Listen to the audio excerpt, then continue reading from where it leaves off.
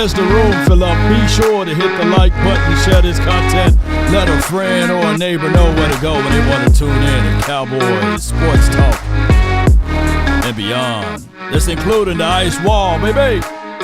Come on.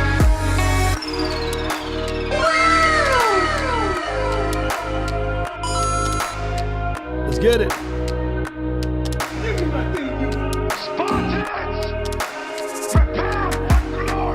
21, can you do something for me? Can you talk? Execute Order 66. Darkness is your ally.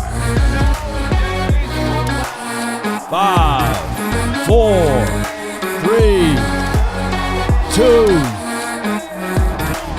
Ain't no party like a cowboy party.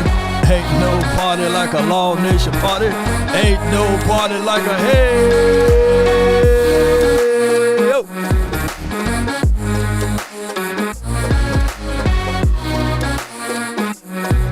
Come on. Hey.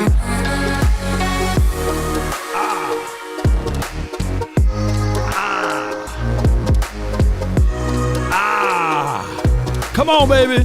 Let me know if the audio's straight. Come on. Let's get it. Are you not entertained? Hey, we came on a mission. It's capture or kill. Come on, baby. Hey. Ho. Are you not entertained? Come on. Are you not entertained? Sharing is caring. 5, 4, 3, 2. Come on. All right. All right, that's enough. That's enough. That's enough. Appreciate everybody. Appreciate audio good. Appreciate you, Jay Versick. Appreciate y'all, man. hey, before we get things started, man, I got one more thing. And I thought that I would never bring him back. I thought I'd never bring him back, man, but I got one thing to say before we get going. We answered. I talked stuff. I thought we had it, but it goes to show you who's the better team, and I'm sticking Cowboys. You're crying. I'm hurt. I love my Eagles. I don't believe it. You gonna flap the hat one more time for the Eagles for the hard fight they did? Let's go, birds fly, Eagles fly. Still. We've been waiting for Monty for so long, baby. Oh, my goodness, man.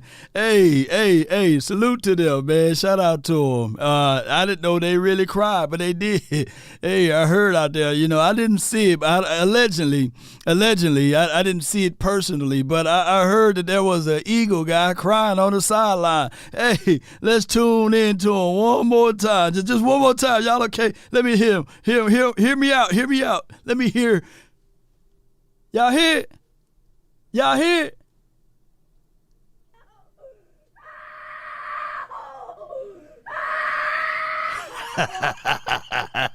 Hey, man, what you doing all of that cry? You too big to be doing all of that doggone cry.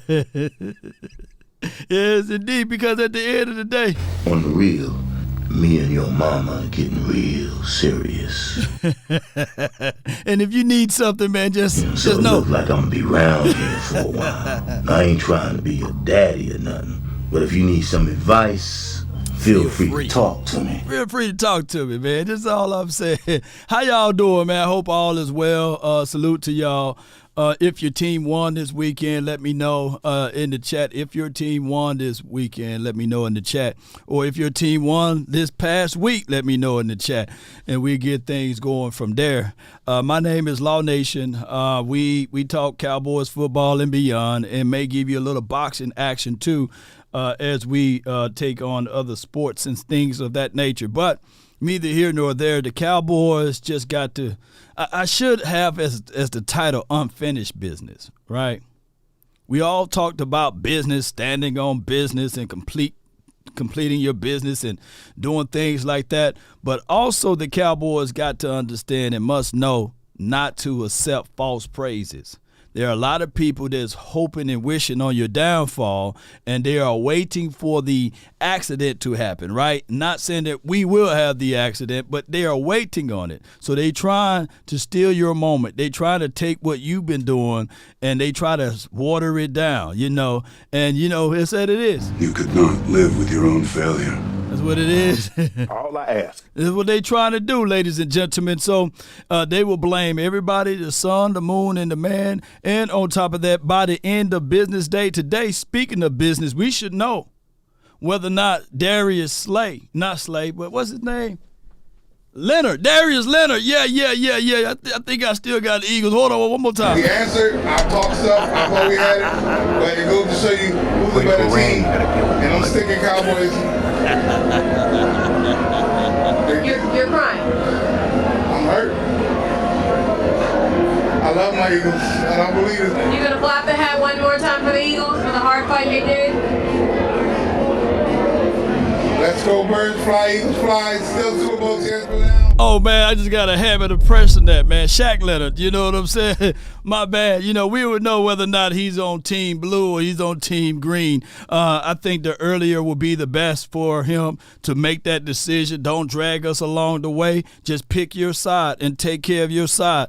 Cowboys got a week to be prepared and ready, but we are hearing storylines and stuff like that from the 4-letter to 3-letter network saying that, hey, the only reason why the Cowboys are where they at is because of schedules, right? We hear storylines and other stuff of people saying the only reason why the Eagles lost this past weekend is because of schedule, because of rest time for your mind. Now, granted, people are always going to look at the strength of schedule, seeing who you played and what we played and what we did against who we played and how we lost and how they won against a certain team. But I come here to tell you that it's really any given Sunday, so you really never know what team you're going to face.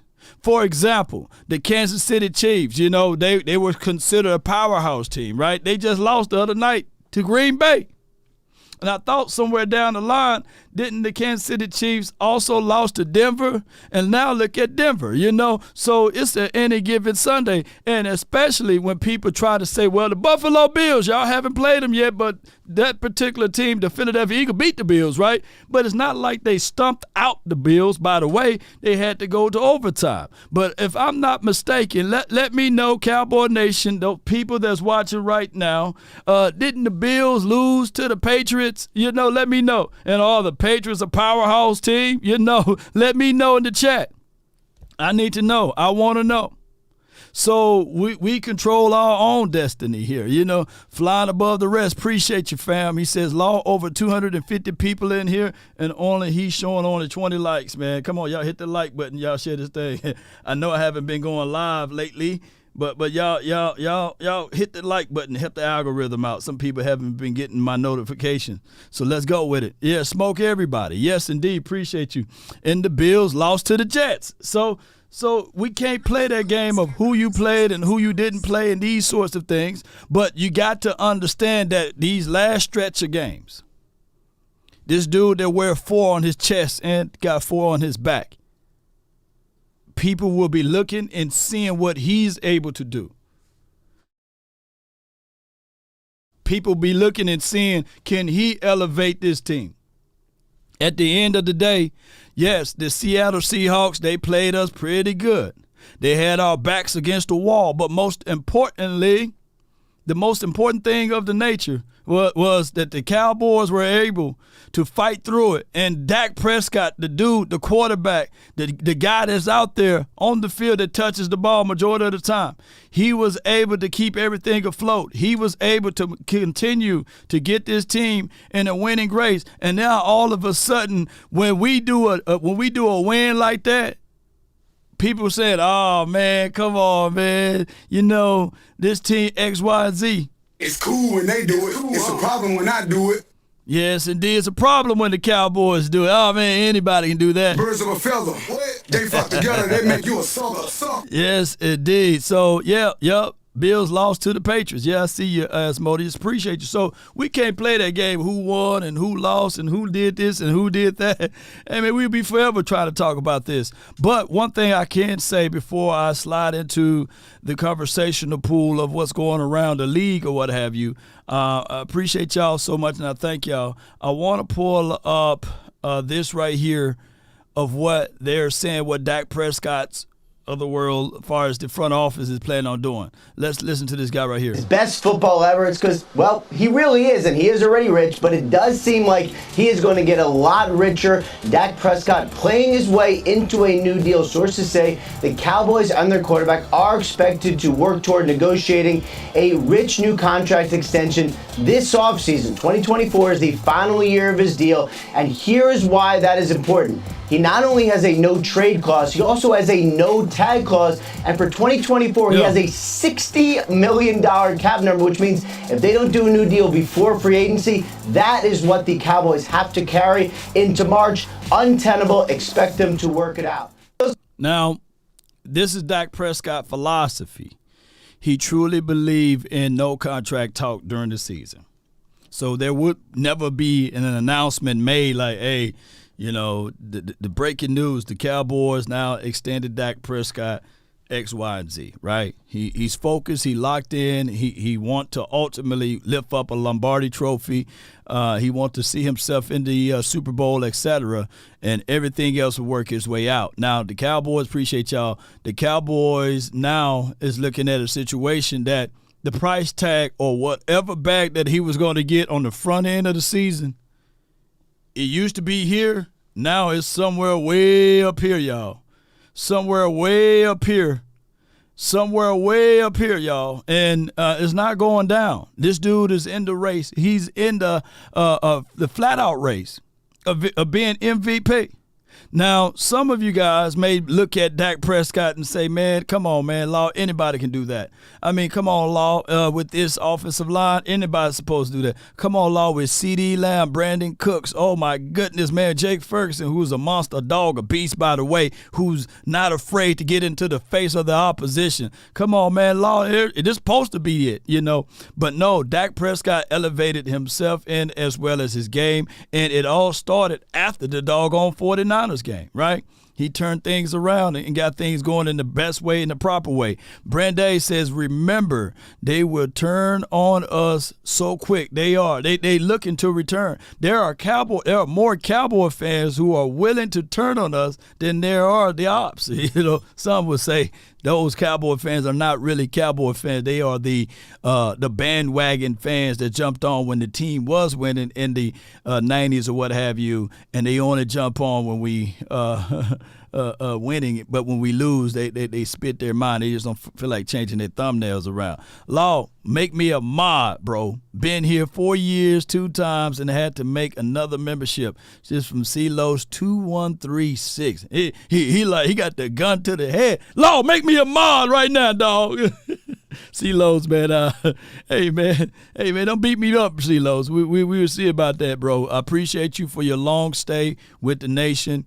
And the next time you say something, we will get you all in tune with everything. Now, the application of being a mod is these right here. Be an enforcer, share gang, split that thing all the way through Twitter, even jump over to MySpace, Facebook, you know, and drop those links and share and help grow the nation. But I appreciate you, and I thank you. So, CeeLos, I will be mindful of what you just said. Rev says, we're winning next week. Chat, we still them boys. Oh, I got you. We are.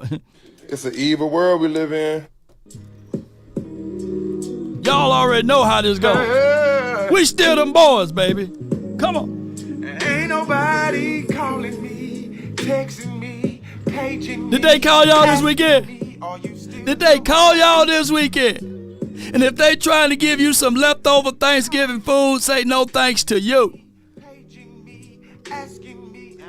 Come on, y'all. Y'all usually check on me. Are they still checking on you? Hey, I'm still them boys. Are they still checking on you? Come on. I'm still them boys. Watch how you hit that note. Come on, choir. I'm still them boy.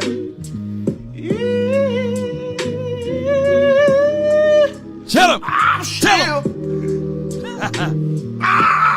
them boy.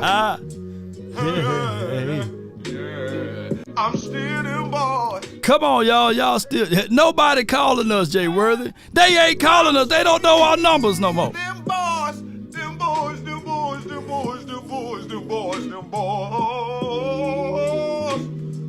Come on, baby. Boys.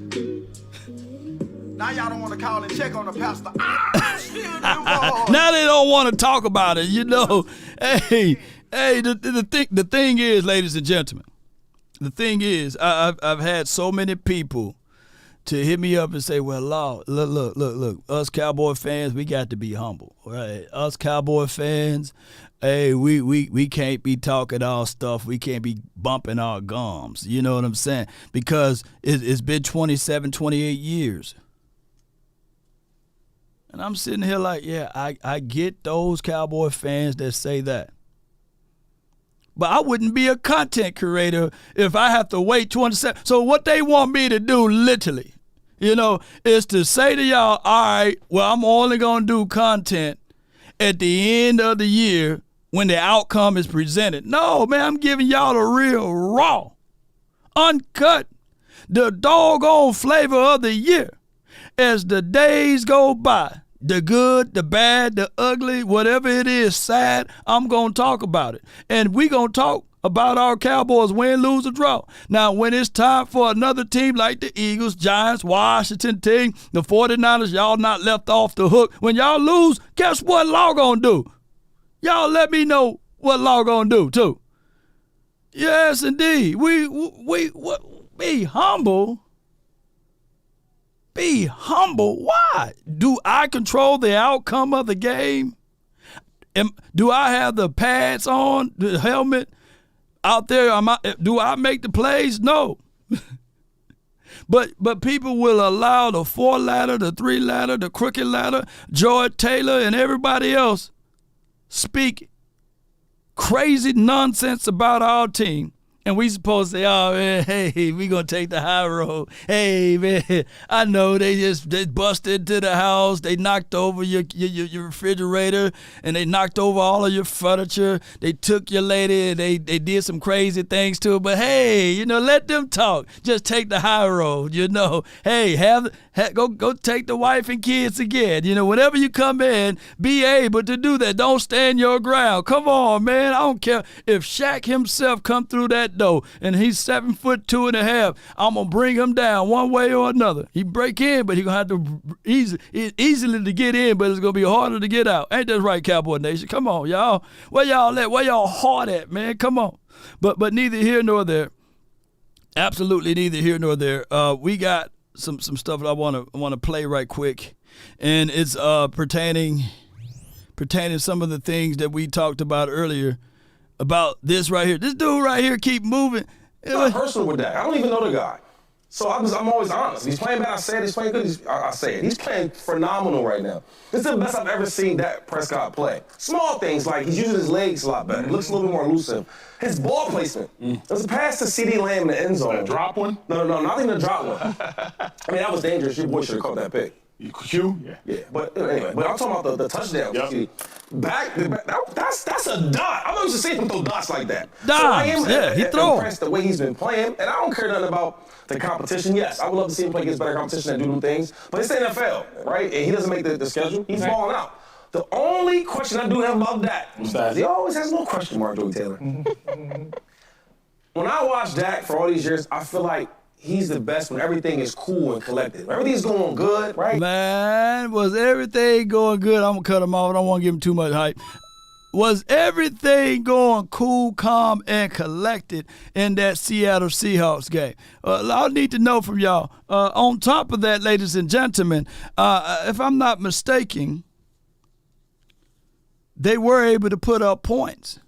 If I'm not mistaken, the Cowboys were down. If I'm not mistaken, our run game at one point at a time, our running back was averaging, write this down, 2.1 yards per rush. 2.1 yards per rush. The game was absolutely on Dak Prescott's back. Oh, and can somebody let me know as well what was the final score of that game? Okay, I digress. Glenn Capers says, I'm crazy to want this running game fixed. Won't we need this in December, in January? I want more balance when the pass rush gets Dak into the playoffs. Okay, gets to Dak. Man, boy, you segue right into that. Oh, my goodness. I think this is what you're going to get from the run game. I think that the only way the Cowboys are going to be efficient with the run is to be balanced, of course. Instead of having flat-out series, because the Cowboys tend to do that, instead of having flat-out series, just use Tony Pollard as the split back, meaning that instead of, okay, these are your first 3 series with Tony Pollard. No. Use the running back by committee approach. Use Tony Pollard on a drive, and then within that same drive, call up Rico. Let Rico get in there, then use some 2 sets back there. Move Pollard inside the slot. I've seen them do this, by the way, and then motion him back into the backfield. You got that capabilities now, But I think that the philosophy for what the running back game is going to be for what it is. We talked to Jermichael Finley earlier part of this year before the season kicked off, and he basically said, hey, that's just who Mike McCarthy is. He's not going to be that runner guy. Now, granted, we've seen them with Eddie Lacy's in the past. We've seen them with for a short stay when he had what's the kid name that's over there still from Texas? I forgot his name. It's the tip of my tongue. He run pretty hard too down there for them. So he just got paid his coins. But they still had the 2 back sets. But I think the whole mindset of what Mike McCarthy does with the ball is trying to get the ball in the air. The good thing about West Coast principles is that you can utilize short pass game as your run game, right? So that's how it looks from there. Ramon, appreciate you. Thank you so much for tuning in. Cowboys can and must control their own destiny. I have faith. Yes, indeed. Not Ahmad Green, but recently, he's still on the doggone Green Bay team. He was there. I think he was drafted. Aaron Jones is his name. He drafted the kid, So I think that, that's how Mike McCarthy is going to use those running backs or what have you, even with this team. Same philosophy, right? Did we get Shaq? I don't know, but people will let me know as soon. I hope the news break. If not, we would know more about 3 o'clock. I think the end of business day is around 3 o'clock. You want to get him activated on the roster. You want to get him walkthroughs. Practice, first day of practice starts, I believe, Wednesday. Open up with the media on Thursday, so you want to get him acclimated. Yeah. So Aaron Jones, right? So that's just what it is. But back to this conversational pool right here. I truly like the way my guy broke things down. He didn't take it away, did he? Let me make sure he still got it over here. Yeah. He still got it over here. I like the way he broke it down. Shout out to 105.3 The Fan. And now let's go back to what they talking about over there as far as these things. Now, look, stop watching. When you lose in Philadelphia, you have to point the blame at someone. It's never just how you just got beat. It's the coach. It's the quarterback. It's the offense, defense, whatever. This host, he takes a little turn on this. He starts blaming the NFL for the gauntlet of the schedule the Eagles are given in such a short amount of time. Oh. He is not happy about it. Says the NFL is screwing the Eagles. One thing that really strikes me about this whole thing is this is a classic example, the schedule, the salary cap, of how the NFL trips up teams that were great and tries to bring them back to the pack a little bit. And guys, don't get me wrong, Eagles aren't in the pack. They're still one of the 2 or 3 best teams in pro football. They might be the best team. But that schedule, not the best. And this is how, for instance, like the Cowboys might win the division. I don't think they will, but they might. And the Eagles, it is a gauntlet. And the Eagles always being put in all these primetime games. I mean, think of it this way. When they play Seattle in a couple weeks, Then it's a short week into the next game, I believe, against the Giants. Now, I don't think the Eagles. No, it's not. It's a short week the following because they play on Christmas Day, so it's a Monday to a Monday from Seattle. Hey, I'm gonna say this though. Teams after they play us, they do go on a little skid. You know, I'm just letting y'all know that. You know, also, I think that the Cowboys, we can be physical too. I think that the craziest thing that people tend to say is that the Cowboys are like this soft team, right? Like the Cowboys don't really have the physicality approach, and I get it. You know, it takes many of games, many of season to wash away some of that mindset that we had with the previous regime, right? We still have some Garrett-isms around the locker room, right? We still have some Garrett-isms in the fan base hearts and minds, right? And we still have some of those flaws that people will look back and say. And I mean it. You know, the Cowboys, we are a finesse team, but we do have physicality. And I know that sometimes those two worlds don't blend together. But you're not finna say D-Law he's soft, right? You're not finna say when Parsons squeeze down through the A or B gap and knock your quarterback down. Oh, man, he's some soft guy, or Sam Williams. Sometimes we tell Sam, hey, Sam, why don't you slow it down just a little bit, bro? You know, and Bland, he's very physical. He's a very physical corner. And we know about Dono, and we already know when Hooker, when he lined up straight on you, boy, he would deliver. Now, from the same connotation of what people think and have the mindset of who CeeDee Lamb is, for a long time, many Cowboy fans would say, hey, man, Lamb is this soft type of wide receiver. I'm saying, bull sugar. They haven't watched a lot of OU tape.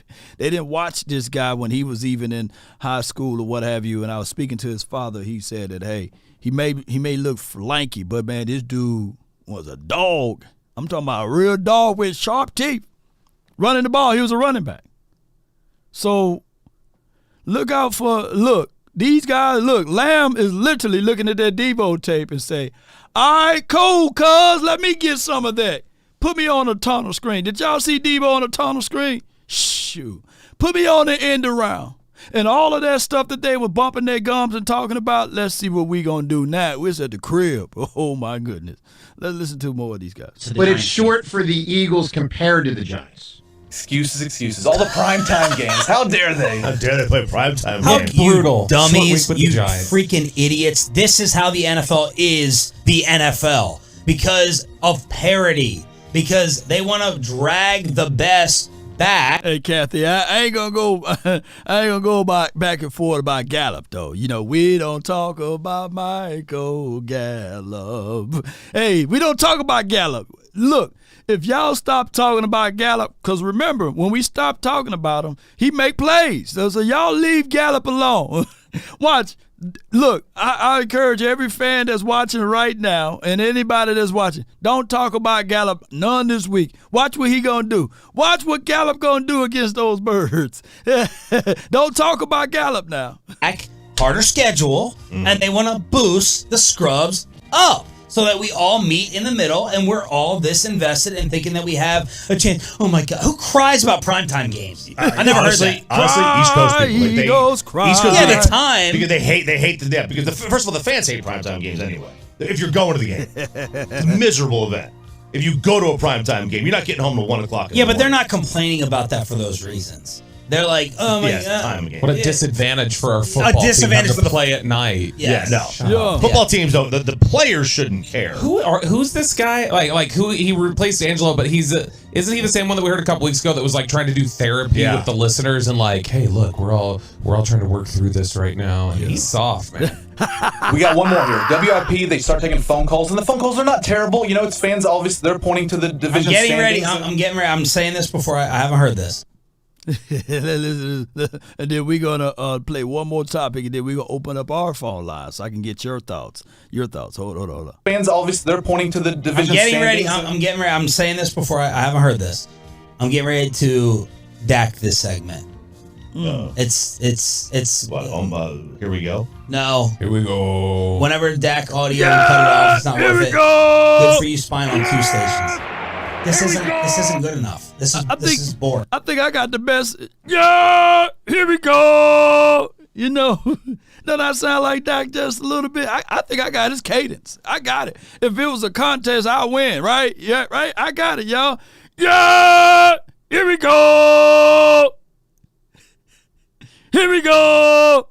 I got his cadence. Let me know if I'm lying, y'all. Let me see. I just now realized. I think I got his cadence all the way down, man. Appreciate you. He said, Charlie G says, it's scripted. The NFC will be 10-3. Dallas will win Sunday.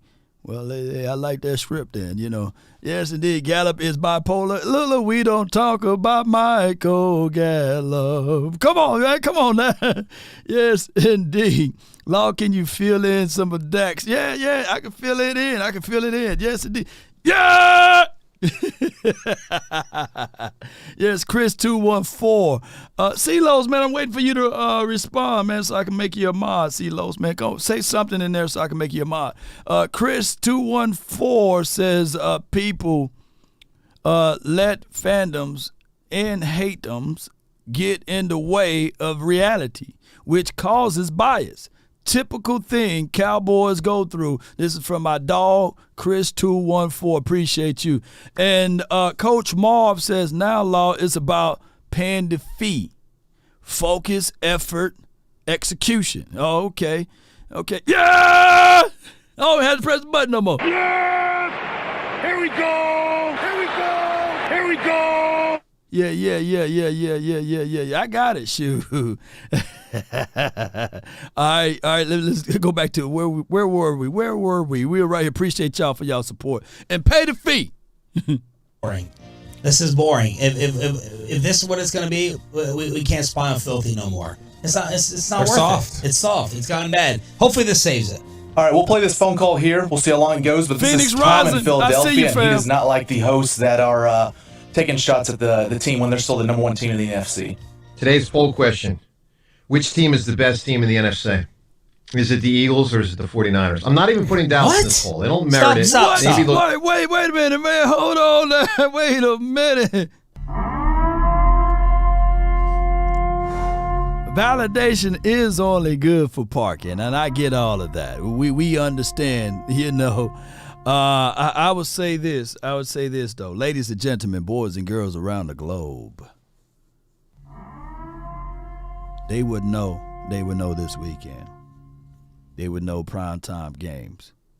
It's amazing to me that Eagles fans, they look every year to be like us. They have doggone games that they beat Kansas City Chiefs, and they got other people that they got to play, and they talking about, we want Dallas, SU, you know, CK, you know, all that stuff. They say that we do all of those things, you know, and now that they get the opportunity to play primetime games, to play one doggone stretch, first time probably in 20 years or 15 years or maybe 10 years or I don't know, 5 years, that they get 3 games, not in 12 days, not in 12 days. They get 3 games in how many days? What? 13, 14 days. And now they want to, let me tune in to Jalen Carter because he probably was the one that said this. Hold on. Jalen! Hey, man, what's up with you, Jalen Carter? What's going on? Jalen! You all right? I thought you were a grown man. Let me tune into Montisha right quick.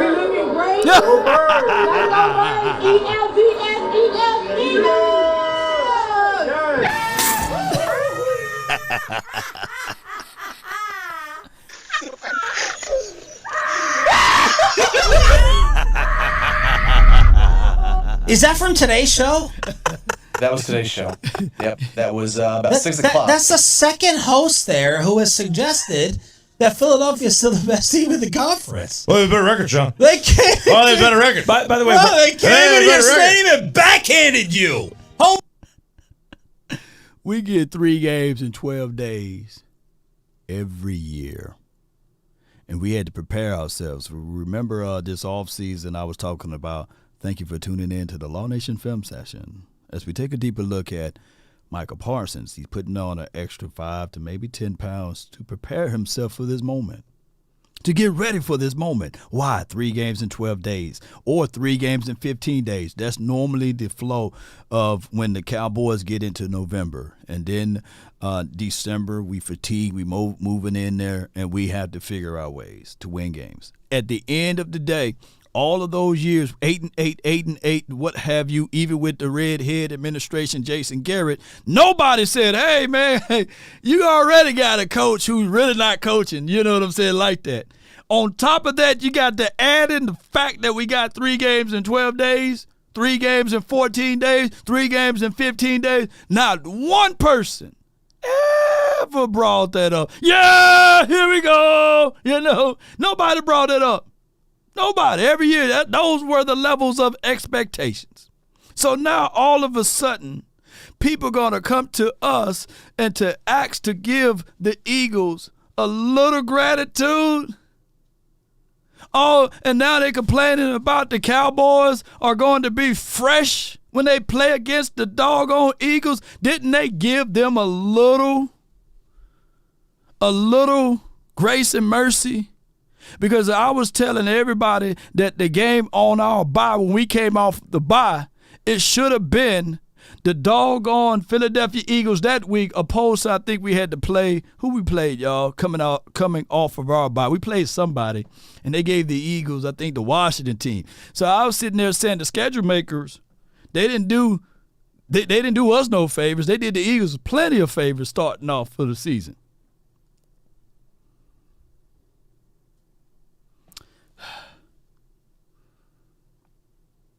Holy crap! You got freaking pants. You got wedgied. And you're sitting here asking? That's the second poll question. Who's the best team in the NFC? Are you stupid? Well, I mean, what is a rhetorical question? One of the great indicators. Yeah. They gave us the Rams, right, Jay Verse? Let me pull it over here. So they gave us the Rams that week. If anything, the Rams should have been us the following week, and they should have moved that game to the Cowboys coming off of their bye to the Eagles. It would have been better. It would have been better. It would have made more sense.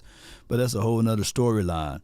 But we took care of what we were supposed to do against the Rams, and then everybody was saying like, hey, man, anybody can do that against the Rams. Now, going back to the other part of the conversational line, KC, they got some issues, right? So that win that the Eagles were able to do over the Kansas City Chiefs, even though the Chiefs sort of shot themselves in the foot, but I'm not taking it away. Not taking it away from them. That win don't really, if you want to do the wee-woo stuff like they do us, then shout out to my guy, Boss Cowboy Sports. Hey, wait a minute. You know, Buffalo, like we all said, Buffalo win don't really look that doggone, impressive. We look down the thing and we see that the Patriots then gave them an L. The Jets then gave them an L.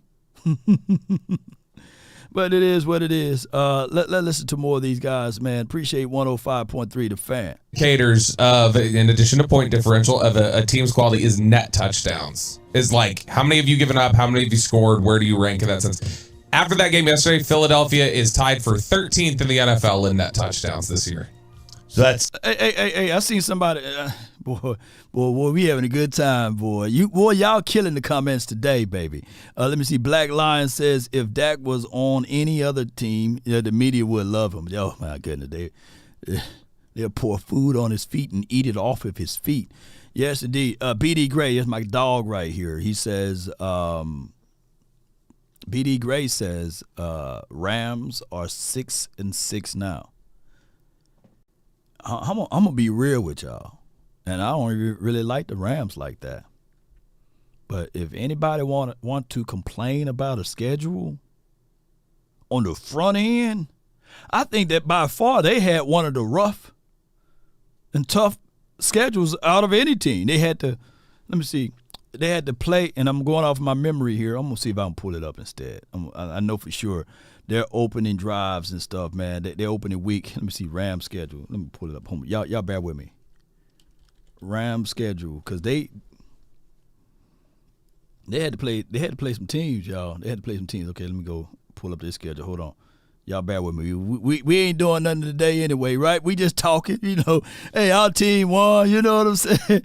All right, so this is their schedule. Here's the Rams schedule, y'all. For those who think that the Rams, when we played them, anybody can do that against the Rams. All right, so Rams open up against Seattle Seahawks. First game of the year, 30-13. Then they had to play, and the Seahawks a good team? Yep, okay, I'm just making sure. All right, so then they had to play the Niners. They put 30-23. That was the score. Is the 49ers a good team? They put more points on the Niners than we did, 23.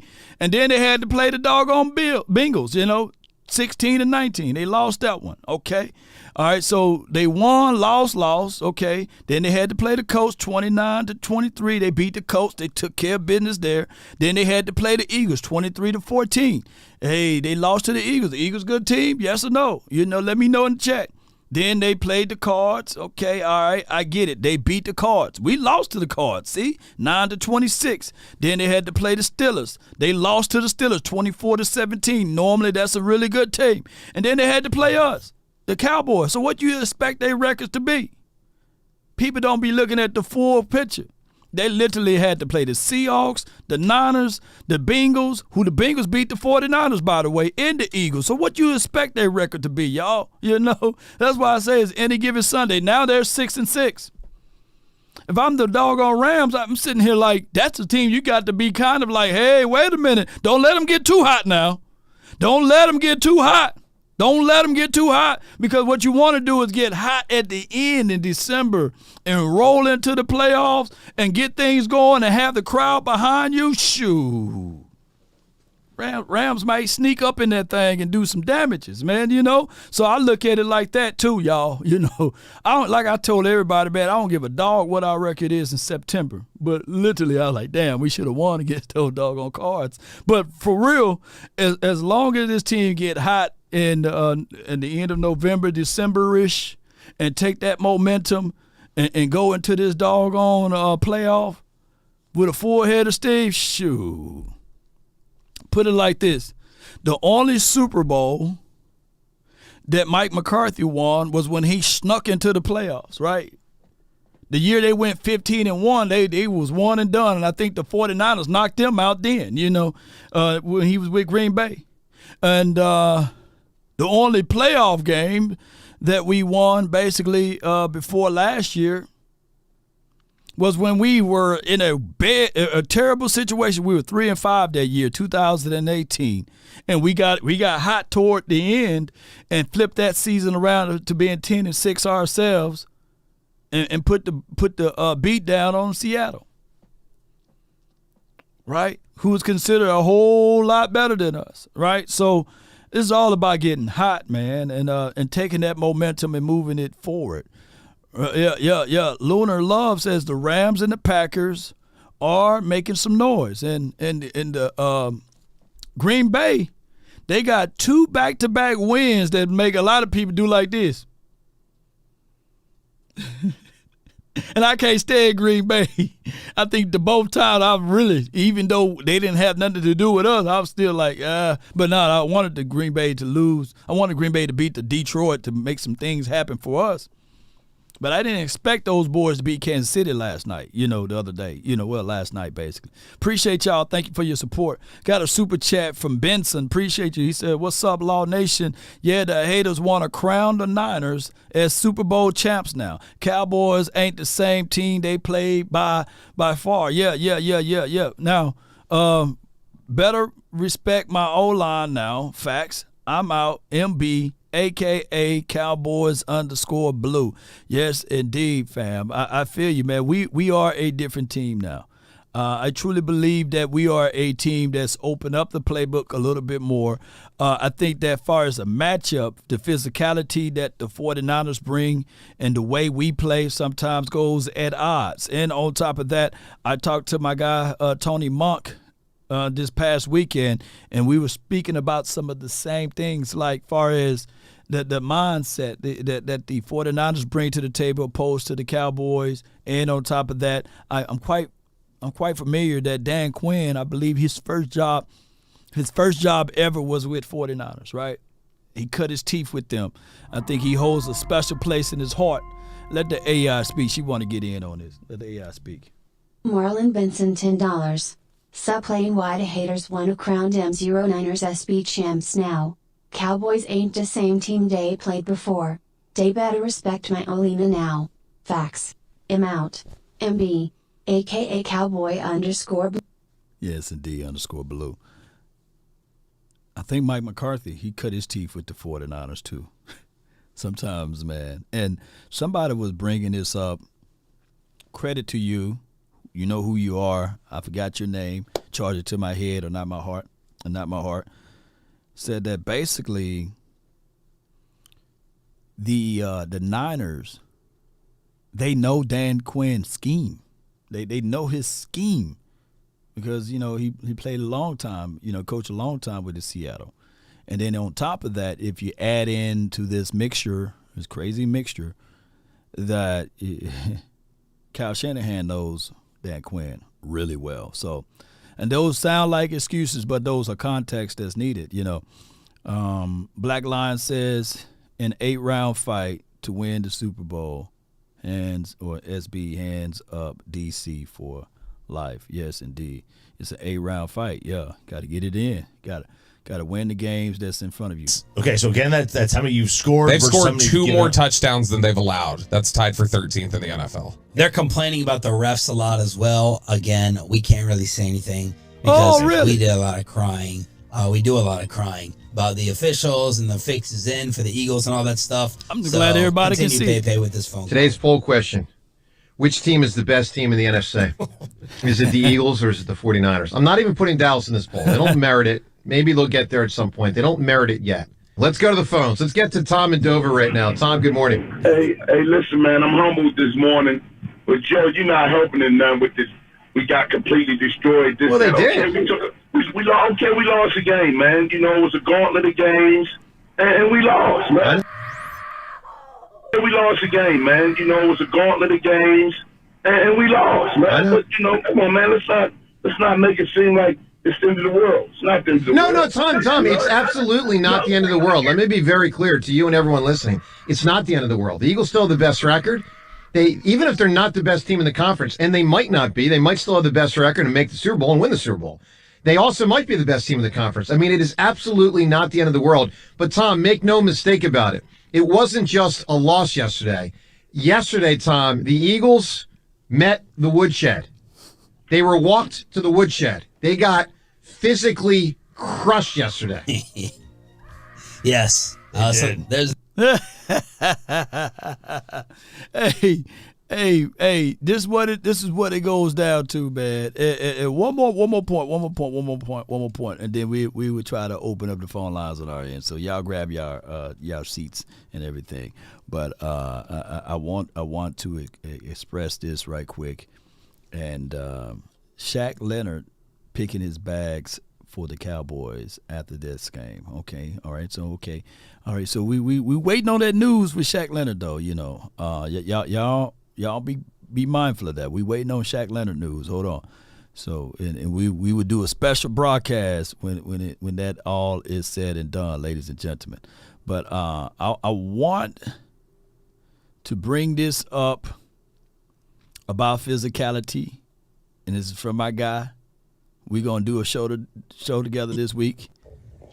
Look, man, if you're a Philadelphia Eagles player and you like to be on Twitter a lot, just chill, bro. Just chill. There's no way you could defend yourself from what we all saw on tape. There's no way you could defend yourself from what we all saw on tape. A lot of it. Listen, man, you let a guy who shit talked your teammate, called him trash all summer. Yeah. Come out there and return kicks, and nobody don't put him down. When I say put him down, I don't mean hurt him. No, let him know you around. You let him score 3 touchdowns, running right through the defense. People ain't even put hands on him. Putting hands on him. It looked like we were scared to tackle Deebo Samuel. That's a fact, bro. That's a fact. So what Seth Joyner is saying is absolutely correct. It look. Hey, whenever you hear that the dog they get hit with the brick, Now, my guy LB, he hit me up, and you know who reached out to him? Asante Samuel reached out to him. The guy that used to play for the Eagles. Darius Slay reached out to him. They hurt, y'all. They hurt because the dog they get hit with the brick yelps. All of them jumped in on that inbox and they said, "Hey man, hold on. What you mean that we are scared to tackle? That we are soft? You reach it, you know?" And I told LB, I said, "Man, now you're getting a taste of what happened over here when Law Nation starts speaking about players. They reach in and they reach out because you got to be mindful of what you're saying now when you start getting those attentions." And keep it a 1,000 with y'all. Keep it a thou with all of y'all that's in here. We moving the needle. This social networking, this social media stuff, we moving the needle, and they know it too. But the dog they get hit with the brick yelps. The truth is that they were somewhat shape, form, or fashion not willing to tackle, not willing about that action, boss. And the Cowboys, they playing against the Cowboys, who's one of the hottest wide receivers known to man in the land, and his name is C.D. Lamb. Somebody can call him C. Dangerous Lamb. And he's looking at the tape. Let me see some CD and some Lamb emojis in the chat, baby. Let me see some of that in there because he's going to be looking at it like, all right, cool. I can do that too. And I'm not saying that he's Debo Lamb, but hey, he is CD Lamb, and he will be able to do those things out there for the masses. You know, come on, baby. Y'all already know. It is just what it is. The Cowboys are not afraid. The Cowboys are definitely not afraid. And we looking to get this thing going. Because at the end of the day, let me see if I can find that clip. Because there was a clip out there. Let me see if I can find it. Oh, they better not. Teach your man how to squabble. You better teach your man how to swabble out there, baby. Oh my goodness, I'm trying to find that clip where he called out somebody. I don't know y'all. I know y'all got that clip when Debo called out the other dude, LaShae McCoy. Hope I got it. Do I got it right here? Do I have it right here? He did. When he said that they was going to get exposed. What was he saying about that? Where's the holes? Yeah, right. Where are the holes? No. There's holes. What's the holes? It was some wide open plays now. The back end, get the all-pro and the all-pro. The D-line make him make both of them all-pros. You know, so besides Slay, I respect Slay. What about Bradbury? Trash. Bradbury's trash? He didn't want to make all-pro. Did you just see the play that Brandon had? The second play of the game, he got hurt. Purdy got hurt. Time out. The separation, it's just like. It's football. You gonna make some plays? Man, we call him trash. Hey, I'm gonna find that clip. Debo on another clip. He went back. I don't have time today, man. Forget it, man. But I'm gonna want to say this one more thing before I open up our phone line. Be mindful of the praises because they will water it down, but also they will be false praises. And this right here, I'm gonna play this little clip and then we'll open it up. Hold on. Dak is a top 2 MVP candidate. Whoa! Hey, you're right. Back. Be mindful. Stephen A. Smith, his words are not validated. His words don't mean anything. What his opinion is, y'all be mindful of that. It don't mean anything because Aaron Rodgers, who I trust a little bit more or a whole lot more than his football assessment as it relates to Stephen A. Smith, I'd rather lean on what Aaron Rodgers said last week. Dak Prescott. He's one of his favorites. He's playing one of the best balls in the league right now. Cowboy Nation, let's go. Let's get it, man. Y'all already know how to go. My phone hit my line. Only ones who down let's get it. Down for line. Keep it super thorough my way on this side. Keep it super thorough my way on this side. Call my phone, hit my line. Only ones who down for real, down for there we go. Keep it super thorough my way. 657-337-3375. 390-7391. Come on. I'm going to find that drop, though. Now behold the Lamb. Like the video, y'all. Appreciate y'all. Come on. Hey. Keep it off the books and keep it coming in. Come on. It's the OFC what I'm coming in. The inside caramel just There like are 4 participants in the conference. Come on, baby.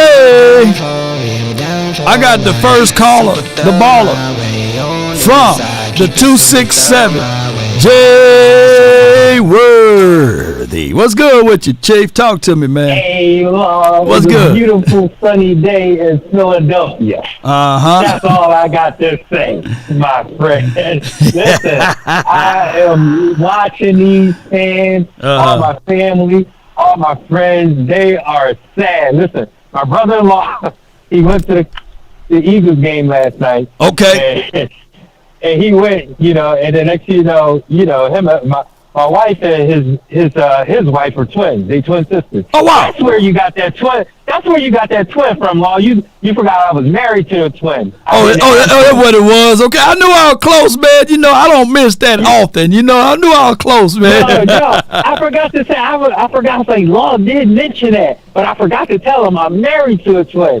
Don't have twins, and I'm so glad I didn't have twins. So she got your wife got a sister twin or a brother twin? Like how is it? A sister twin. Okay, that's how it is. Okay, yeah, identical twins. Identical twin. Hey, go keep going. Yeah, so she was like, she texted my sister because they still got the umbilical cord attached to them. She texted her sister. She said, "How do you feel?" She said, "It's quiet in his car riding on." Hey. I got the text. She texted me too, and this is what she left out.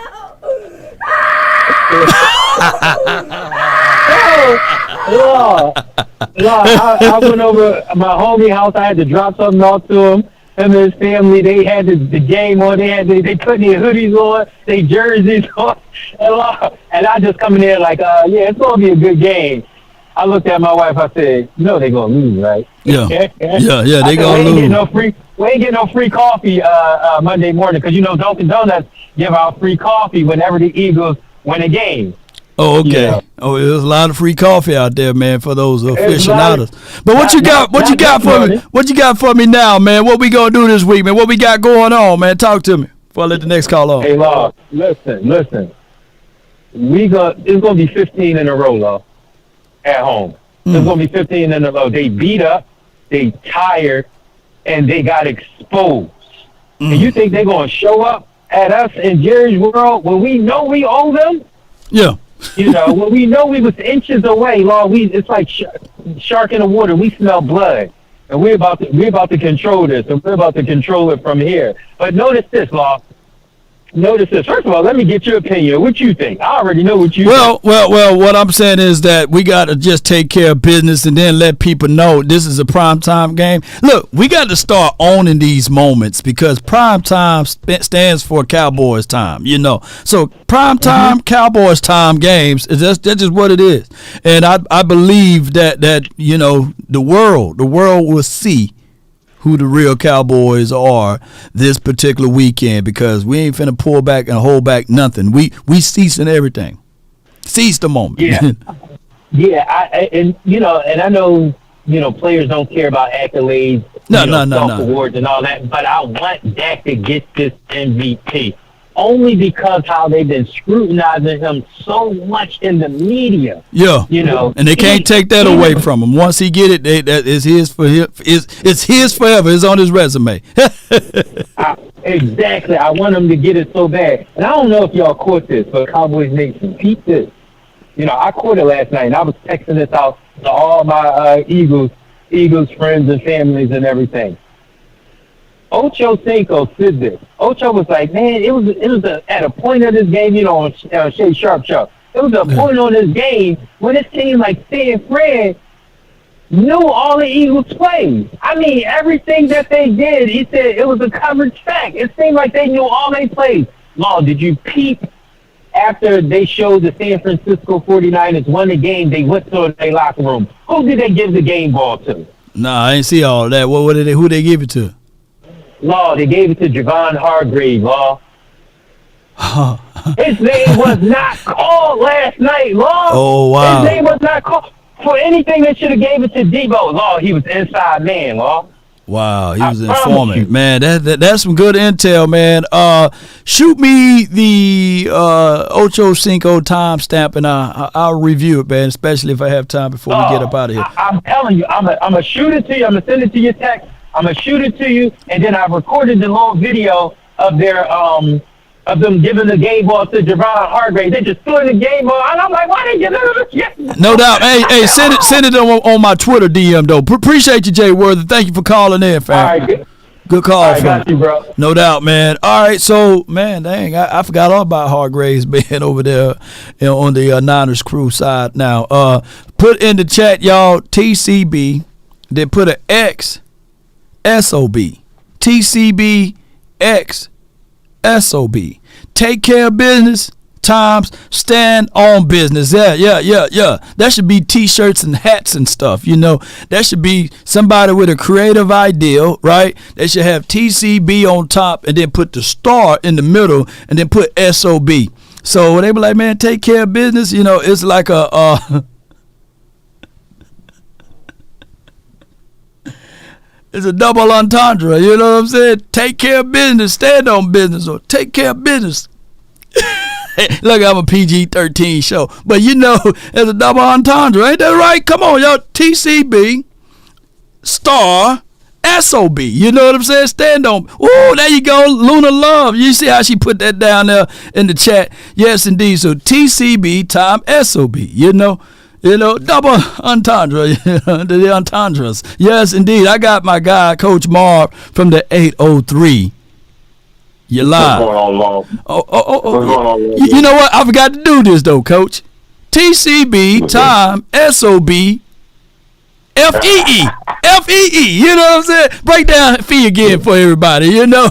Yeah, man. You got to pay the fee, man. Got to pay the fee. Focus. Execution, man. That's what we got to do every week from now on, man.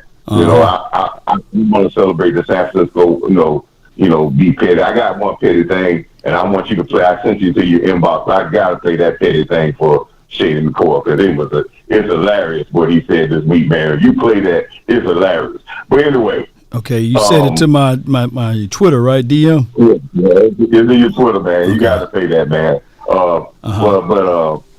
But let's about this game, man, coming up. Okay. I think what we need to understand here, we're starting to see in football, even in the big games in college, even in the big games this past week when you start having the big game, and you don't have to be dominant in it. You don't have. This is not saying that you got to be that first, but teams that have run the ball better dominate these type of games. They do. They dominate these type of games. I told fans many weeks ago that you could run the ball against Philadelphia. Yeah. The only reason people do run the ball against Philadelphia because they ran the ball earlier in the season where they kept people away from running the ball, and then people just wanted to go to that. But because you can't run the ball against Philadelphia, and then your quarterback would eat. He would get 300 yards. Yep, and the reason being is their DBs. Well, we know Slade, man. I follow that kid all the way when he was at Mississippi State. He's not a well tackler. You know, he's a willing tackler. And Bradbury, we already knew about his tackling situation. And all of their linebackers are one way linebackers. They're not coverage linebackers, right? And they are down. They're downhill. They're not running defenders either. That's why they play a lot of 5-man lines. There you go. They play 5-man lines. That's where they control the run because their linebackers are just one whole linebackers. If they're in the 4-man line, they get killed. If you watch the tape on them 4-man line, they never stop the run. That's why they try to cover everybody, try to stop the run by playing that 5-man line, trying to make one and have your linebacker at one whole gap. But true. Again, what I said about Philadelphia is weak up the middle. Yes, we want to talk about Bradbury and what but if you look at them, Bradbury tell you probably the best they got. Their safeties are horrible. Regardless if they pick up the guy from Tennessee, there's a reason why. That's why I get skeptical about why guys are on the market and they get rid of them. He had made a difference because Tennessee saw some slippage in his game. And and the guy number 34, or number 32, Black, we already know. Right. Yeah, so their safety are there. That's a weak link for them because they can't even play run support in run support, and you got to get them back because their coverage skills is horrible. So that's where you attack them, and your quarterback will eat, and then you kill their pass rush.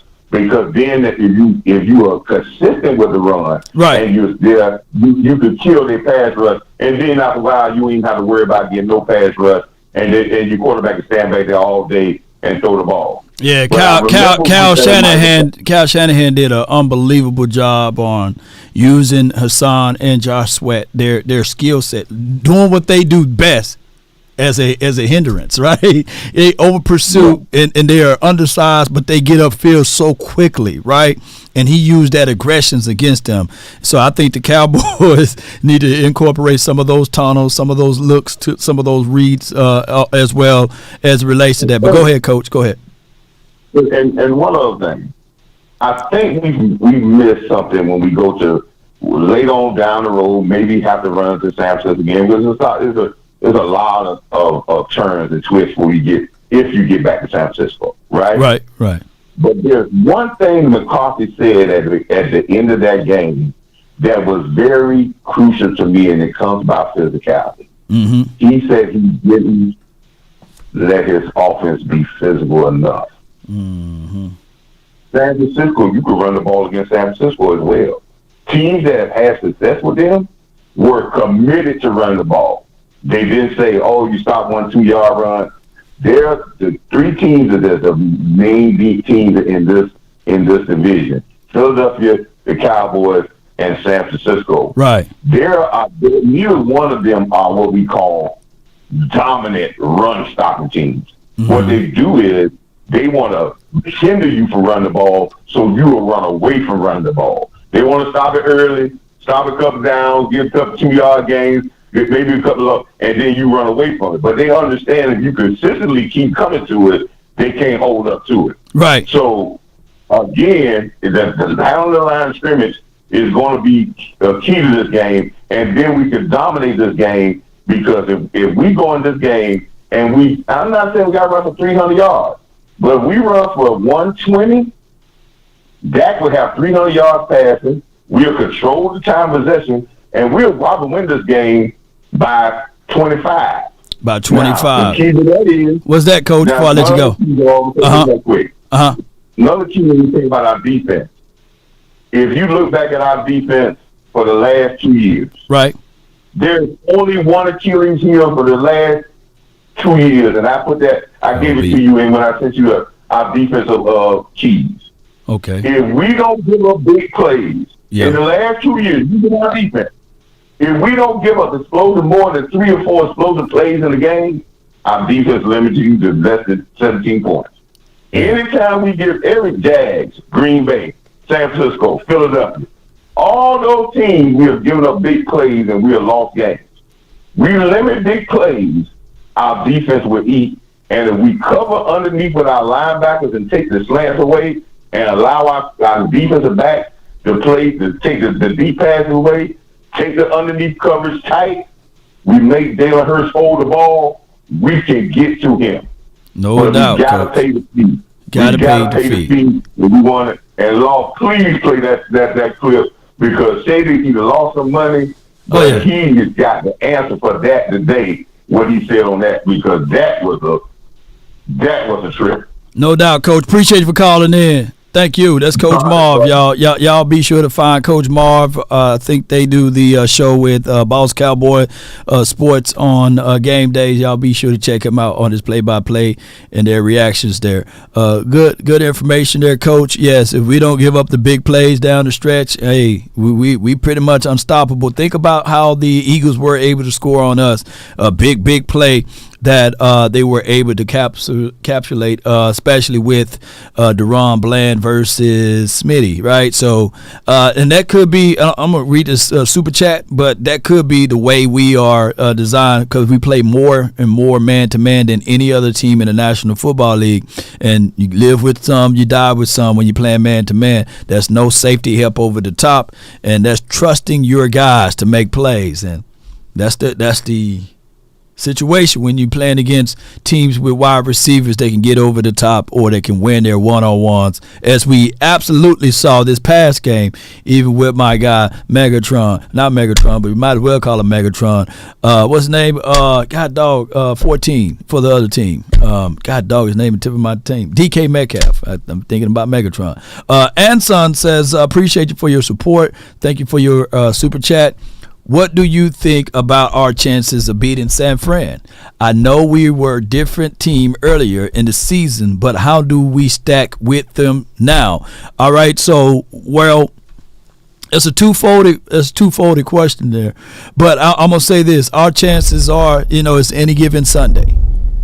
Our chances are also is a situation that we can look at it and say, all right, there's more and more tape out there. The tape shows that if you spread it out on the 49ers and attack some of those zone spots, and if you can get the lead and stay with the lead, you can, by the way, you can win that game. But what you can't do is let up on those boys. Now, granted, they will be a few guys down. They wouldn't have Hufanga on that defensive secondary, but from what my brother told me, they got even more guys who's more of a ball hawk coverage type of guys, right? So I look at it like this. What are some of the things that you can do against the 49ers? Well, if they're going to allow you to run by dropping 6 and 7, then you're going to have to take advantages of that.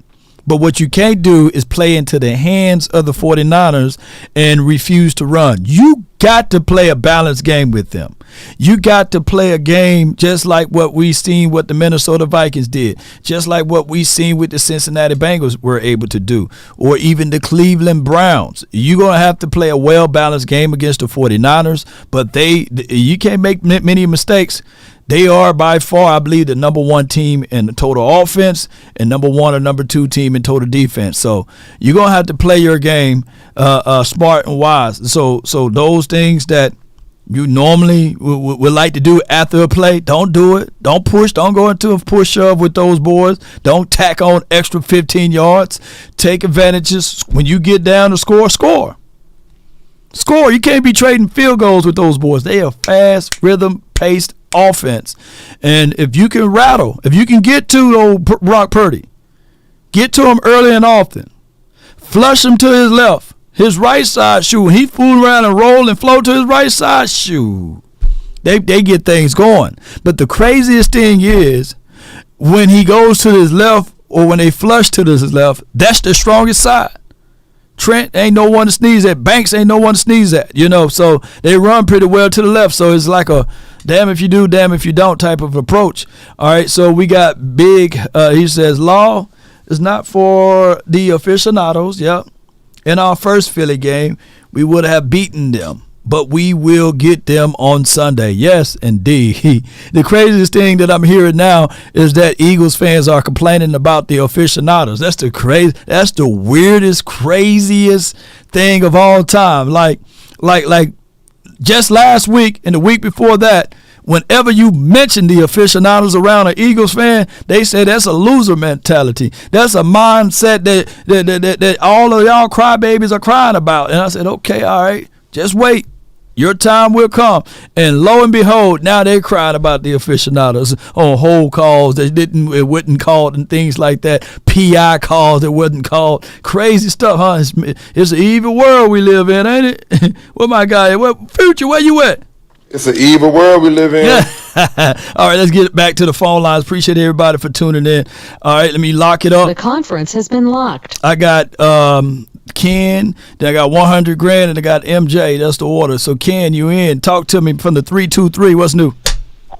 What's going on, Law? Hey, man, let me tell you like this, brother. As a Cowboy fan, man, first of all, I appreciate your content. Good job, man. Always appreciate you. Listen to you, brother. Call every once in a while, but great job. Hey, but I'm one of those Cowboy fans. Been a Cowboy fan for over 50 years. Love my boys. Our run game is all right. Our run game is not Emmitt Smith no more. It's not Tony D. We don't have Tony Hill back there no more. It's going to be by committee. It need to be by committee. It need to be by committee, Ken. For right now, we running series. Like Tony get a whole series, Rico get a piece of a series. But what we're saying from the outside looking in, just make it a committee. But go ahead, bro. Yes, and I agree. You know, making a committee. The only thing I don't like about it is the series thing. I would like to be more of a who's more in the rhythm thing than a series thing. But true. Ooh, I like the way you said that. Like who's in the rhythm? When my brother was watching us play, he did the play-by-play with me on Thursday, and he said, "Man, whoever that 23 dude, he need to get in there more, because he's the hot hand at the time." But what they did was they kept subbing him out, and he was like, "Wait a minute, what's going on?" So I think that sometimes the Cowboys do some wee-woo stuff like that, but yeah, it need to be more of a rhythm, or it need to be more of who got the hot hand at the time within the confines of that drive. But keep going, fam. Yes, and I feel like that as far as that goes, he's MVP in my world. Okay, and that's bottom line for me. But and as far as the defense goes, I feel like I'm not one of those people that make excuses. But three games, 12 days, it showed. Yeah. I like my boy Deron Bland. I'm not one of those people to build you up and bring you down. But the kid stood up, man. The kid stood up, and I love him because everybody, hey, it happens. This is the NFL. True. It is what it is, and my boy, I think he still did a great job, and I love him. I still would keep him back there, and I wouldn't trade places. He's going to be good. I just want my Cowboy fans to know that. Look here, brother. Hey, quit concentrating on the Eagles, man. We need to concentrate on ourselves. Yeah. Now, Ken, for one thing, for this week, we can concentrate on them for this week, though. This week. But after we feast on this bird diet, this is the last final bird day, man. You know what I'm saying? we ate bird on Thanksgiving. We ate bird on last week. Now we're finna eat bird this week. So this is our last week. And I don't week. Threw that turkey out. Yeah. Now you eat a little bit on Seahawks. I'm gonna deep fry this one too. Deep fry, man. It's 1,000 ways to eat this one right here. So, hey. So this is Beak week right here, and then after this week, we gonna move on to who our team we play next. After the Eagles. Don't even worry about it, Lord. I don't even know. See that? Yeah. So let's beat down these birds, man. Come on, appreciate you, Ken. Thank you so much for calling in. Beat down these birds. We gonna do our thing. Enjoy the ride, baby. Because you know why? Because when it comes to when we all in Vegas enjoying this ride together, we gonna say, man, it was beautiful. It was beautiful indeed, man. Appreciate you, Ken. Thank you for calling in, man. Thank you, Lord. All right, appreciate it. Yes, indeed. Okay. All right, so Buffalo is on after the Eagles. Okay, so we going to go on over to the Buffalo sandwich, man. You know what I'm saying? Who I said? MJ then $100,000. MJ, man, you live from the 206. You in the mix, man. Talk to us over here live at Law Nation Studio. How you doing, brother? Hey, man, all is well. $100,000. You might get that 100, brother. Yeah. We keep praying. Everybody keep wishing. So we can pay my brother $100,000 this 100 being locked. So keep it going. Keep it going, man. Keep it going, bro. Hey, like I say, don't spoil me with a good time, because we winning, shoot. I don't care, I don't care. I want to give this 100 away. I give 100 away too. You know what I'm saying? We winning, shoot. Come on, let's go. Let's get it this way. Hey, now what I want to think is, I told you, Law. Everybody know. All my brothers on here. What did I say? We're gonna keep scoring, bro. You said about 35, 40 points. So yeah, you're right. Every week. Every week. Do that every week, y'all. Yep. Our offense is the leader now, y'all. Ain't nobody never. This offense from here out is not gonna score less than 35, 40 points a game. So what that means, Dan Quinn. Here I go again, Law. Come on, Dan Quinn. I know you're listening. Get that big boy ready for this week to put him in there with big 95, 97. So your linebackers and your safeties don't have to worry about no run. Yeah. Then I'm going to tell you, if he do that, y'all, Cowboy Nation, your secondary will be better. And stop letting number 6 and number 1, if they're going to play down, let them play down in the line. Don't have them playing back. That's when number 30, because number 30, y'all, he used to run punts, and he know how to play safety. That's y'all. I'm saying, we favorite kids too much because we pay people money. Number 30 is better in coverage than number 1 and number 6. I'm going to tell y'all right now. The guy ran punts and he kickoffs back. Yeah, he pretty. Wanye is he's real quick and he's a physical hitter too. I like his traits. I like what he brings to the table. Is it a little political football flavor going with? He got his favorite player. Hey man, he got his hands tied too now. Yeah, go ahead. Law, they brought that sorry. I said, what they bringing in? Some sorry offensive lineman that they never played. They probably even cut him and got rid of Harper. I'm still pissed off. Billy Price, you know, yeah, Billy Price, yeah. At the time, now to be fair, that's your boy, you know, Stephen Jones, Will McClay, and all of them. Remember, you said them your boys, right? So, you know what I'm saying. What? To be fair, hold on, let me say this. Hold on, let me say this, MJ. To be fair, the center. Remember, Beatis, he pulled his hamstring, and he was week to week, and they didn't really trust anybody else to play that center role. So what they went and did is they went and pulled Billy Price. That's why they picked up Billy Price, because he was going to be the backup center. But he ended up not even making it himself because he got hurt. But they shouldn't have got rid of Harper, though. I could have thought of other guys to get rid of, though. But, yeah, you're right on that, though.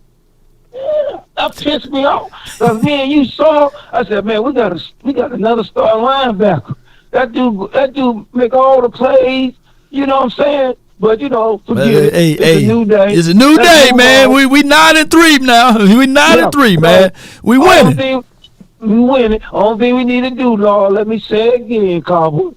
We played 4 games in 19 days. So I'm gonna give the excuse. Okay. I know you listen because the Cowboy players, the defense, I know you listen. They be listening to you, Law. They know you, Law. They know. So, the Cowboy defense and the coaching staff, you dummies, get that big-ass boy, Carl, with Carl Davis. That big new, yes. Get that boy signed up. I don't want to see no damn other tight end on this team. No. Keep him on. No. Hey, MJ, I appreciate you for calling in, man. Yeah, so all I want to say, how about them Cowboys? And let's put this, fill it up, and fans, you're going to be crying again. Let me hear that cry, Long. I got another you. 40, we can score 40 on you. Yeah. Hey, hush all that. Appreciate you, man. One more time. You know what the scary report? Them receivers for Seattle are one of the most dangerous receivers in the NFL. Like you said, Law, they finna score 30 on Philly. That's 3 games in a row, y'all. We got it. No doubt, man. That's my guy. Yes, indeed. Somebody said, nah, Law, we still gonna be on a bird diet for the next week because Buffalo got wings.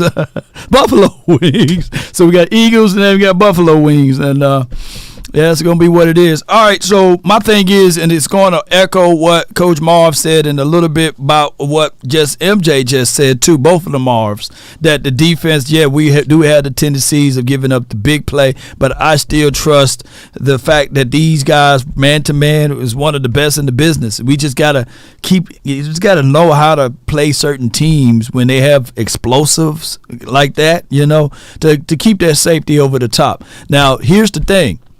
AJ and Smitty, both of those guys are considered those explosive guys that can really kill you over the top. I think that, give Dan Quinn the second time to look at into the Eagles, he should have a plan. And if we can eliminate those big plays down the field, then it's going to be a long night for them. I got my guy from the 201 100 grand with the plan. You're live on the Nation, brought to you by Prize Picks. You in the mix. Come on with it. Hey man, it's just a great weekend for me, man. Oh yeah, you know. You were walking around boldly through all on the East Coast. I already know. It's just a great weekend for me. You know what I'm saying? Yeah. You know, my boys, they beat the shit out of Georgia, and then we make a bowl. You know what I mean?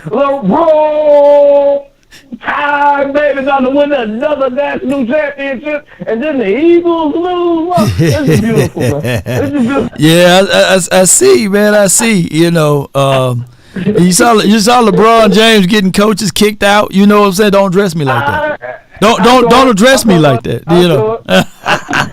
I saw it.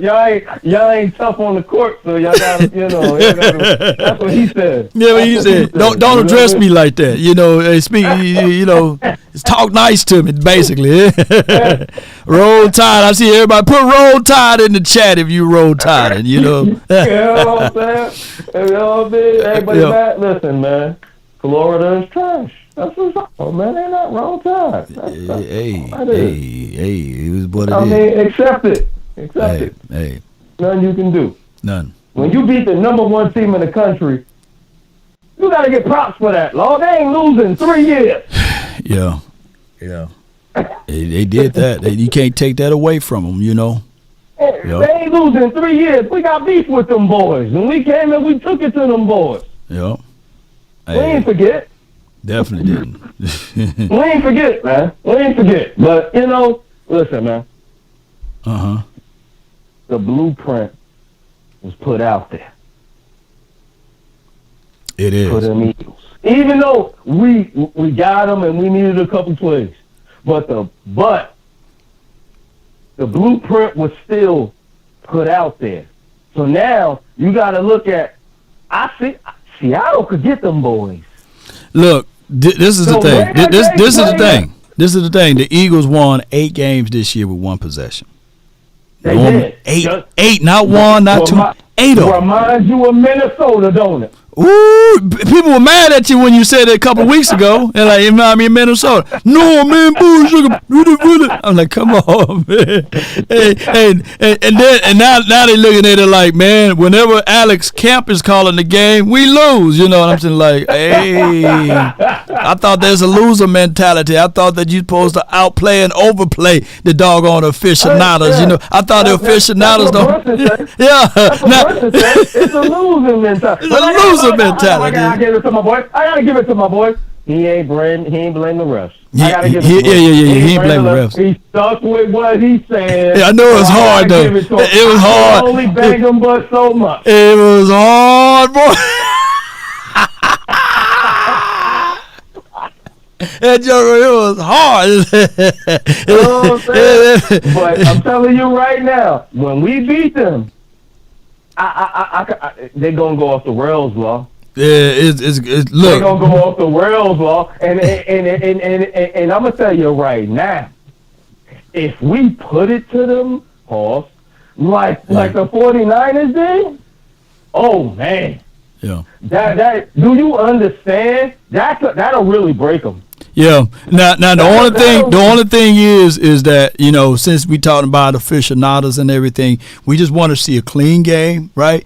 And we don't want them to be a part of it. Like if this Sunday night, if I see Ed Hockley, right, calling the game, then I'm just sitting there like, Lord, because they 5-0 when he called the game for them. You know what I'm saying? If y'all want to keep records or what have you. So I don't like to make it about the aficionados, but the aficionados do have a place. This time around, we gonna leave no doubt. No doubt, you got to do it. Because of the way that we played, we could have beat them. We all said we could have beat them if it wasn't for a call here and a call there. So I think they gonna put the pedal to the metal and take them out. Yeah. Because they got the blueprint. Come to the Eagles with physicality They can't handle it. They can't handle physicality, Law. And I like the Seattle game because what did Seattle do, Law? They came to us with that physicality. Yeah. They was hitting us, man. They They were. prepared us for that physicality. We come and we bring physicality, and we a different beast at home. We hit hard at home. I'm telling you right now, Law, it might be a blowout.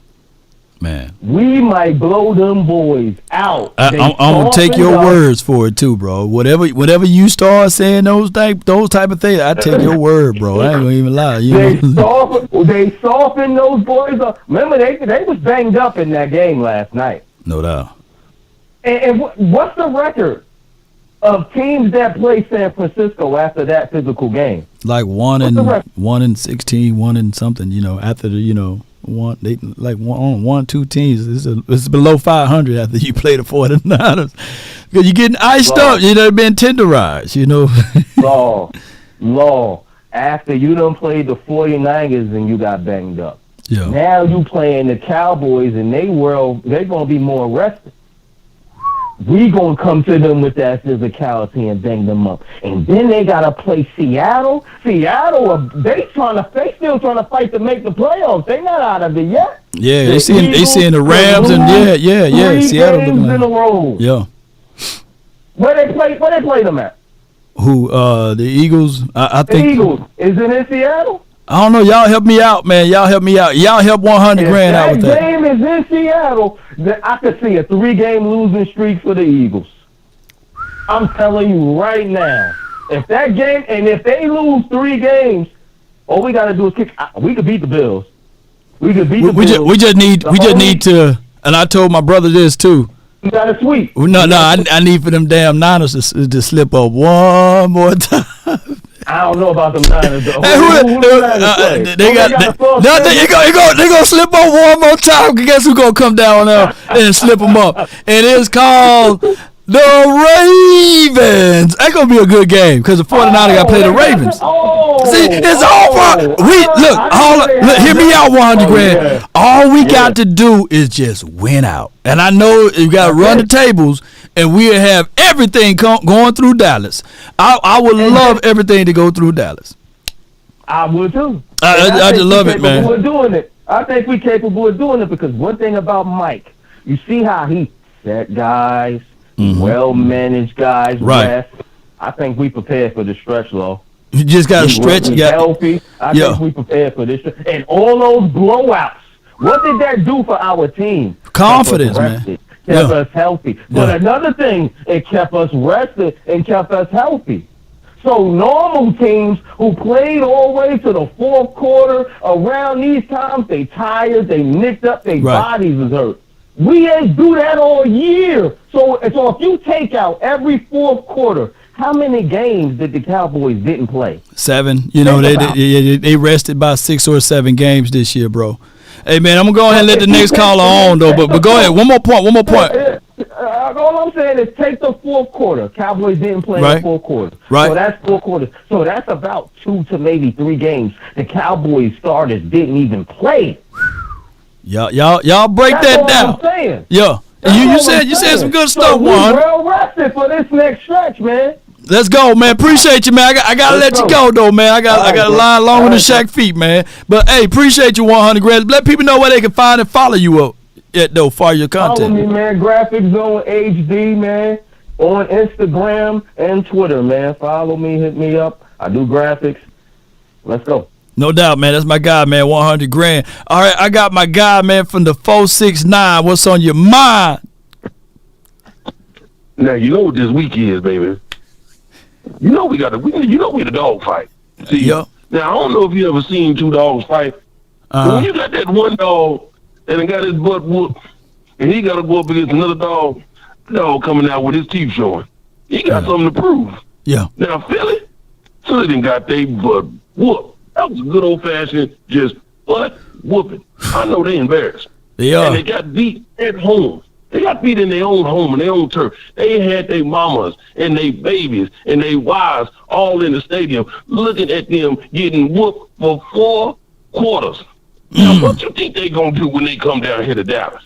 Man. Oh, you got to be ready. I'm telling you, you got to be locked in, baby. This is what I want to see. Because you know the cameras is coming all week. They're going to come to Bland. They're coming to Parsons. They're coming to Dak. I don't need to see no smiling in no interview.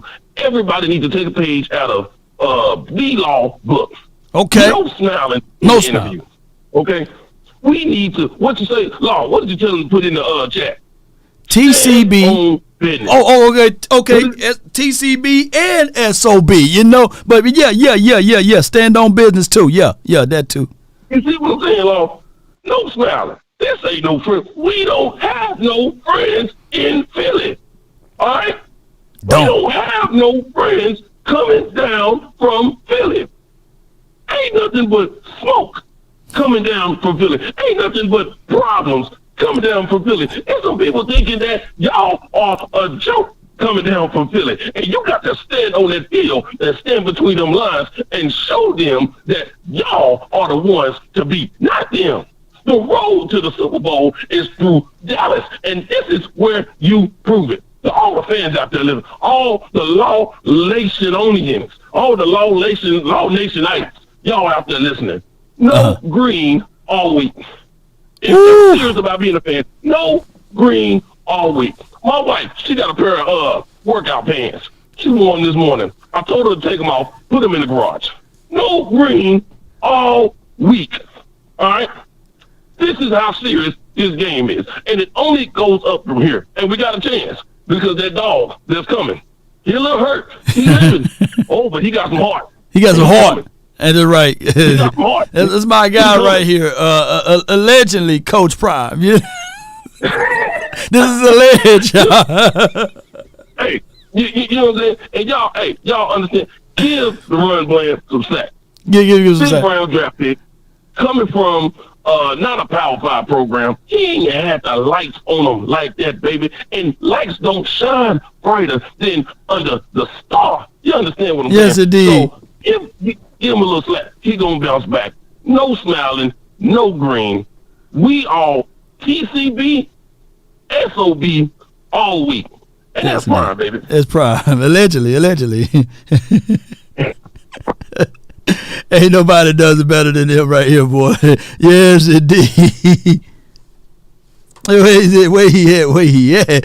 That's my guy right there, though. He always with it. Give me my theme music. That's alleged. Coach Prime. Hey, ho. Yes, indeed, man. Always, man, coming with some great energy and everything. I did a video earlier this year. People like, hey, man, hey, Law, you done made it, man. You made it, man. You got Coach calling in and everything. And I was sitting there like, hey, man, copyright, trademark infringement. So I had to put allegedly. That could be, who knows, and her Tracy in the background. They might get back together. You just never know, Shout out to Tracy, if I offend anyone. Shout out to you, Tracy. Real nice lady. All right, so I got from the Cowboys 92, and then I got VIP, the hotline for your mind. And then we got Point Dexter. And I see, Brandon, you're hold tight for me, Chief. All right, so we got Cowboys 92. You're live on the nation. If it ain't live, it ain't me. Come on, talk to me, man. What's up, Law? What's up, Law? What's up, Law? Not much, I'm going to say this, Law. Just like The Rock said, can you smell what the Cowboys are cooking? Yeah.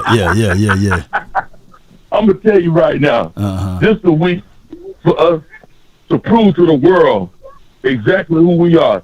The stars already lined up. Yeah. All we got to do is execute the plan, execute the damn filthy Philadelphia Eagles and put them out their misery, and that's it. Once we do that, we can't lose. We got to put in our mind that we can't lose no more games this year and next year. No more games. And what did Dak say? I like what Dak said. Dak ain't playing.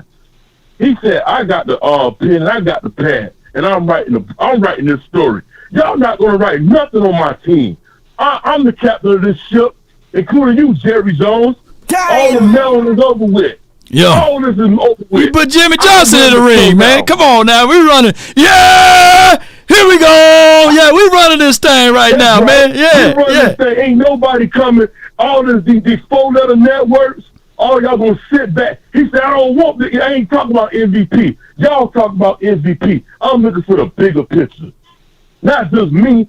It's the whole team. We think about the same thing. We're looking for the bigger picture. We're trying to get 6. That's all that's on our mind right now, and we're gonna shut all these haters up. Let's go. Let's shut them down, man. Tell them to stop moving that goalpost, man. Cowboys 92. I appreciate you for calling in. Let my guy in, man. Appreciate you, bro. How about them Cowboys? How about them Cowboys? Yes, indeed, man. Big Game James' son got a rap song. How about them Cowboys, man? We gonna have to start playing that song. I'm gonna have to reach out to Big Game James and see if we can get that song bumping through the airwaves with the Cowboys social media crew, because we got that. Yeah, here we go. Yes! Here we go. We got that song going. All right, I got VIP from the 860. You're live on the Nation. Talk to us, man. Law, it's VIP, baby. Law, and my Dr. Umar voice. Law, did I not tell you when I was on with you and Twin? Yeah. I was just gang for a day. Did I not say that, Law? Yeah, you did. You did call it out. You know, you got everything all the way down to the cliques, man, on what was going to happen in that game. So, yeah. So, Law, now, like you said, Law, what was the word that Mike McCarthy used? I think we forgot that at the beginning of the year. When he said, Steve's all, Law, did he not say that? Mm-hmm. What was the word he used to what was the word he used for Steve's all? Seesaw, omni, carpe, or something like that. He had us all trying to speak Italian or whatever, Spanish, whatever. I don't know, you know. But yeah, cease everything, and it don't say something. So yeah. That's what I want, Law. And I saw something on this. 2 things that I picked out of this last game, Law, that I want just for this one letter. It's to Big Mike. Big Mike, I love what you're doing on offense. Or Big Mike, I need you to get a conciliary. I need somebody on that sideline to do time management because, Law, those 3 things in the game, Law, that I really like. I don't even like to get at my coach, Big Mike, but Big Mike, you got to know when to fold. And I know we want to go for that kill shot at the end. That was like my biggest one. Because there was something like that going for 4th down, if we're throwing a CD, 9 times out of 10, we're going to win that. So I don't mind that, Law. But you know what? Hey, you know what happened? You know what Thanos told old boy? He said you should have went for the head. So that was Mike McCarthy. Mike McCarthy said 2 tears in the bucket. I'm going for the head. So Mike McCarthy, you know, he's ultra aggressive, and you know, I know that I'm mad. You know me, I was angry, but we won. But he's going for the head. So he ain't trying to let this thing fester on. So yeah, I feel you. Exactly what you're saying. You do have to get more in tune with the clock management. You know, you're right. So at the end, there was no need for and what people are missing. And I heard the Slurpees get out, my boy. Law. I know they talk about he'll get sacks. D-Law is one of the best leaders that we have on this team outside of 4 and outside of 11. I can't wait for the sound of the sideline because I heard my Lion say something that put my quarterback into the new talk. I don't even want it's above and beyond MVP. I heard he went to them for that last series and basically dropped about 5 F-bombs talking about, no, y'all talked all that talk that whole all season, this whole like y'all was getting at me. I want to see it right now on this effing field. We did our job. I want to see you do yours. Mike Parsons said, man, I bust a little bit before I went on the field. Like, that's the quarterback I've been waiting for. Our quarterback is moving. He's moving to a different realm, man. Yeah, he is, man. And hey, man, that's a great breakdown there, bro. What else you got before I let you go, man? What else you got? All right, the last thing, Law, is something that is obvious, Law, and I hate, and this is me, just taking this to a next level, Lord. We got to stop with the nepotism, Lord. We cannot play favoritism anymore. I love me some Curse. I love number 6. Lord, they are not in coverage. They're liabilities, Lord. And I love the hitman. I love Curse for his leadership. Wanye needs his job, Lord. Wanye, if you watch our defense, when Curse and them were hurt, we're playing at top level. When Wanye, and even though Izzy back there, Izzy runs a 4-4. Okay. I just pray that for the playoffs, Lord, DQ looks at it and says, hey, look, we're not this. I'm going to set everybody aside and like, yo, if y'all want to win a ship, or y'all want the bowl, or y'all want happy smiles at the end of bro, we going for the bowl, so somebody going to have to sit down. You see what he did with when he flipped over, he did it silently. He didn't make a big deal. Right. He said, I tell you what, Bland, I love you, but this is what we're going to do. For the second half, you're going to take, because he got that pick. And wasn't on Metcalf, he got that pick. He was playing on 16. Yeah. I just think, Laura, that DQ, and that shows me that DQ has it in him. I just want to see that all around, Laura. No doubt, man. I'm not like, and I know everybody's looking forward. One more thing.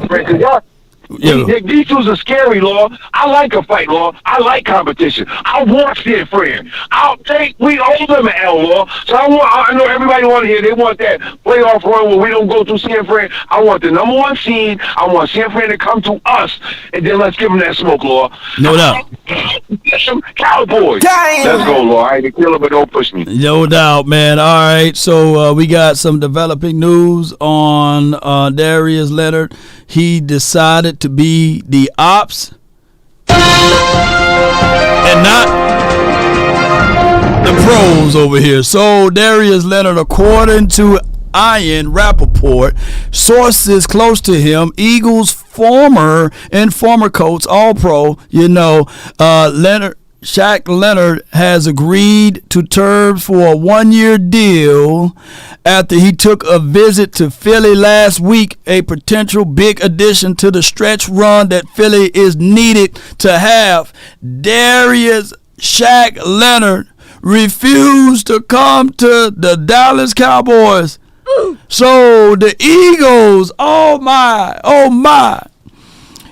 don't have an alibi when this Sunday happens, when this Sunday occurs, that this would be a situation and scenario that now Darius Leonard, the positive praise that we were going to say about him, is now going to turn to negative praises now. Because here's the thing, here's the truth. He was on that team last year when we put up over 40 points on those Colts. So I'm not worried about Shaq Leonard. I wanted him to be here, but now he's the ops. Now he's the enemy. Now he's public enemy, not number 3, number 2, but he's public enemy number 1. So all of the good stuff we were talking about, what he was going to do with the confines of this particular team, now we're going to flip it and use it against him. That's just what it is. Come on. He's no longer Shaq Leonard. He's Darius. And they got 2 Dariuses on that team. And that is that's going to happen this particular weekend. Is you guys going to see the full force of the Cowboy Nation at this dude that's going to wear, I don't know what number he's going to wear, because I thought I saw 53 already out there for, dare I say, the Eagles. So I would say this, ladies and gentlemen, don't worry, don't fret. It is what it is. And on top of that, when we see him on that blade of grass, and he's out there in coverage, just know that we got a guy by the name of Jake Ferguson who's going to take him on a seam route, and he's going to route him up. And just in case, if he see that blade of grass out there, and on top of that turf, number 53, Darius Leonard. Don't y'all call him Shaq. Don't call him Shaq. Don't call him Shaq. He picked the doggone Eagles. So therefore, we gonna call him Darius. And Darius, we gonna zip through, run through like dog diarrhea on both of the Dariuses for the Philadelphia Eagles. Darius Slay and then Darius Leonard. They finna catch this doggone L that we gonna deliver to them. Yes, indeed. UPS style, Amazon style. You know, when you knock on the door or you hear the doorbell ring and then you open the door, the driver is gone already, but the boxes is there. And they open up the boxes, it's going to be a big fat L that they're going to have to take on back to Philly land. Come on, Cowboy Nation. Yes, indeed. You can't spell Philly without the L. Come on, baby. Y'all know. Come on with it, baby. So that's just what it is. He screwed the pooch, you know. We put up 54. Look at my guy Justin D. He said we put up 54 points. Shaq Leonard in Indy last year. He's still salty. Yes, indeed. He was an informant. That's what it was. He was an informant. We thought we were going to be able to get him on our side, but now he's on the opposing team side. That means he the ops. That's just what it is. All right, so with that being said, I still going to let these next few callers get in on this. Point Dexter, make it quick, and as well as Brandon, make it quick. And I think the 302, if you haven't jumped in yet, we're going to make it quick so we can close out. Point Dexter, you're live from the 409. What's on your mind? The only Shaq I know is on Inside the NBA, man. I don't think Leonard would make or break this team anyway. You know, we got something going, man. We put up a 40 burger, and we needed it. You know what I'm saying? Yeah. Everybody was like, well, we're going to put a 40 burger on them. Yeah, we put a 40 burger on them, but we definitely needed that 40 burger. Right. And we needed that really type of game, man, because this is what we're going to see against the Eagles. Yes, the Eagles are wounded, they're embarrassed, and yes, they're going to come with their best. And I think we can weather this storm. Right. I think we have the type of team. Yes, it was cool to see Quinn make adjustments on defense, flipping the cornerbacks and stuff. Now let's see if he's gonna get Wanye in coverage. You know what I mean? That's a good move to make. So hopefully he'll be making that move soon. Man, look, I wanted to tell you about this here this week opposed to last week, and I would tell you this here on a personal note. Holidays will never be the same. Man, let me tell you something. My best friend and biggest Cowboy fan was my mom, and I look forward to going over and watching the games with her. I can remember how much she enjoyed Zeke jumping in that barrel and stuff, and the Salvation Army bucket and stuff and everything. So, yes, it gets better, but it'll never be the same. Hey, man, how about them Cowboys? No doubt, man. Point Dexter, appreciate you. Yes, it ain't never the same. Yeah, trust me. You know, I cried this morning. You know, I cried pretty much. He just hit me in waves. So, you know, we all miss our loved ones around this time frame. But you know, we just gotta just continue to push through, and then just understand that every day is a new day. And I just try to lean on the positive things that's behind. But it's gonna get it's just what it is. Yeah, he's right. You know. And that's just reality of it, y'all. All right, so I got the 815, and if you got loved ones and you're missing them around this time, just try to pull from the positive things that they bring to the table. Just try to, at least. All right, I got my guy from the 815, Brandon. You're live on the Nation, brought to you by Prize Picks. You in the mix. Talk to me. Can you hear me live? Yep, I can hear you. Yep. I know we over here talking about y'all was talking about some sad stuff, and we want to say again, rest in peace to anybody who lost somebody that they love. Yeah. That is difficult. It is difficult. I don't even want to go there, but it's definitely difficult. We all know that we all can recognize that. Back to the Cowboys though. I want to say this. We not talking about Donovan. I'm not going to let nobody do that to Donovan Wilson. Not when Donovan Wilson was one of the only people that was making plays for our Cowboys. No, sir. No, sir. No, sir. J-Ron Kerr's lateral movement is pretty much terrible. I'm going to say it again. You say it loud for people way in the back. Movement is terrible.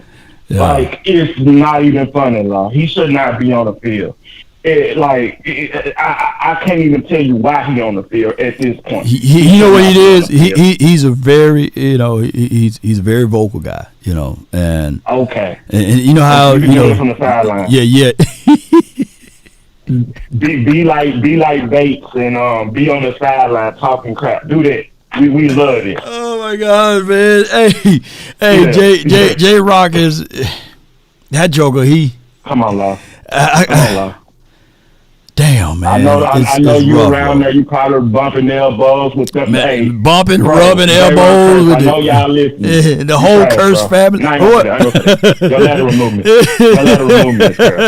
Yes, indeed. I be thinking of moments like, hey, one yay, but or hey, you know, sometimes you can see it, right? But when you the vocal, when you are, I ain't gonna touch you. Go ahead, bro. Go ahead. Yeah, don't do it, Lock, 'cause I know you got to bump elbows with these people. But I'm gonna say it for you. J-Ron Curse, your lateral movement is it's noticeably bad. Like, bruh, I'm gonna let you live, but you shouldn't be on the field. Law, you was asking. I'm a real listener of your show. Appreciate it. So I know before the season you was asking this question. Give me your predictions on win totals. And Law, if I'm not mistaken, the great thing about Law is we can check the tape. Everybody was saying we was gonna win between 12 and 14 games. If it's a lot, go back and look at Law Live. Look, so guys, we should not be like, look, I love the process of the season, so I'm grateful for these wins. But we already knew we was gonna win a lot of games. So my thing is, where do we stand right now? Right now, where do we stand, Law? And I gotta be honest. The one thing about this offense that we was missing at the beginning of the season was a Dalton Schultz, somebody who can give you 7 yards. No matter what, regardless of what city's doing, do you got your tight end can give you 7 to 8 yards? Not only do we got that, we got somebody who pretty nasty out there too. Ferguson, he a dog. We just gotta call it like we see it. Ferg, see what happened was Ferg underrated for that. Ferg continued to develop into what he is, right? Yeah. And the thing is, I put it like this, bro. I will accept every loss, right? I accept every loss we had this season. But if I look back at it, the games that we could have, should have won, or what have you, or lost, it would have put us right at 10-1 right now, And I'm thinking like, shoot, that game against the Cards, if matter of circumstances were a little bit better to our favor, we should have won that one. If 49 was out there, we would have won. Yeah, with Diggs out there, because the whole mindset would have been different on how we play, and Bland would have been still inside, right? And I look at the 49ers game. Yeah, man, shoot, they beat the brakes off of us, but that was the only game that I look back on and say, well, damn, that's the only game we didn't have a chance. Every other game we had a chance. We was in a dog fight with it, So that let me know where this team is at. This team is pretty good, bro. That's all that. Like I stand on what I've been saying. I don't get happy about beating Carolina. My thing is, where do we stand right now at this moment? Can we go out there? And only thing I don't like agreeing with this clown VIP, but I agree with this. I want to play the best. I hope somebody can beat the 49ers. Nah, I want to beat the 49ers. I want to beat the Eagles. Like, I don't want to run from nobody because we got a good enough team. And it all boils down to who. It just do. 2 things that done changed for that. Ferguson, and he likes to run a little bit more than he has in the past. I stand on what I said. Dak, I'm not going to judge you in the regular season, bro. I'm going to judge you in the playoffs. So let these people talk about your MVP and all this and all that. Bro, I'm judging on the playoffs. Let DIP get on his knees for you in the regular season. I'm talking about the playoffs. Shout out to Law Nation. Shout out to the nation. Shout out to my Dallas Cowboys. And, man, I'm proud of y'all, man. But, hey, we got the Eagles coming up. So I'm like I don't know who said that. I don't want to see no smile. It's a dog fight that's going to be Sunday. How about them Cowboys? How about them? Hey, man, it's always something, man, with them two right there. I got last but not least, man, from the 302. You're live on the nation. What's going on, Law? And it was going on with you, bro. I just want to ask you a question. Who got the best record in the NFL? Eagles do, I believe. They got the best record overall. What we do? We 10-2. Okay. So my thing is, hold on. You an Eagles fan? Huh? You an Eagles fan? Absolutely. Okay, because when you said we, I was like, wait a minute. We? I was like, I know I ain't in France. But keep going. Break it down. Break it down. Let me save you in here as Eagle fan, though. You know, but keep going, fam. So we lost to the 49ers. Y'all lost to the 49ers. Mm-hmm. But I do believe they beat y'all worse than what they beat us. I mean, they hold on. Okay, let's put it in context now. Okay. Did they play us at their house or at our house? Did they play at their house? Yeah, it you know, they went to y'all house and wiped their feet on y'all couch. Okay. And just walked around like, hey, man, this is my living room. It's now, when you go in your living room, it says 49ers room. You know, they painted that room red. You know what I'm saying? And go. But keep going. Because they wouldn't do that at our crib. I guarantee you that. But keep going. But you do understand that we're about to do that at y'all crib this weekend. So we're going to take all the way down on y'all. You know that, right? Oh, so you saying that what y'all gonna do after taking this L, after they done ran through y'all like dog diarrhea, right? And now y'all made a good move. I ain't gonna hate on Darius Leonard because he ain't Shaq Leonard now. You know, he's gonna be Darius. You know, but y'all did sign him up, which y'all need him more than we do, right? So y'all gonna take him and the crew of people that you guys just got drugged through. Come on the road and play better. Your DB is going to play better. Your linebacker is going to play better all of a sudden. Break it down, bro. Break it down like a fraction. We will outscore y'all. We will punish y'all. We will take everything that just happened to us out on y'all in y'all stadium. See, understand, being on here listening to y'all, and like I said, me busting it up with everybody on the Facebook part, you know, y'all acting like y'all beat us. Wait a minute. Are you implying that in that game you guys dominated us when we were at your crib? Are you saying that these two games are the same? How the 49ers beat us and how y'all beat us, they are in the same room. Like I get it. They both equal an L. That's an L he can't erase. But what you're saying that ultimately that when we went to your crib that you guys dominated us and we only pretty much lost by a chance or y'all won fair and square and all of that good stuff, right? Nah, we beat y'all. Okay. I'm going to say like this. We beat y'all, and y'all beat your own selves. And you know I'm right about this.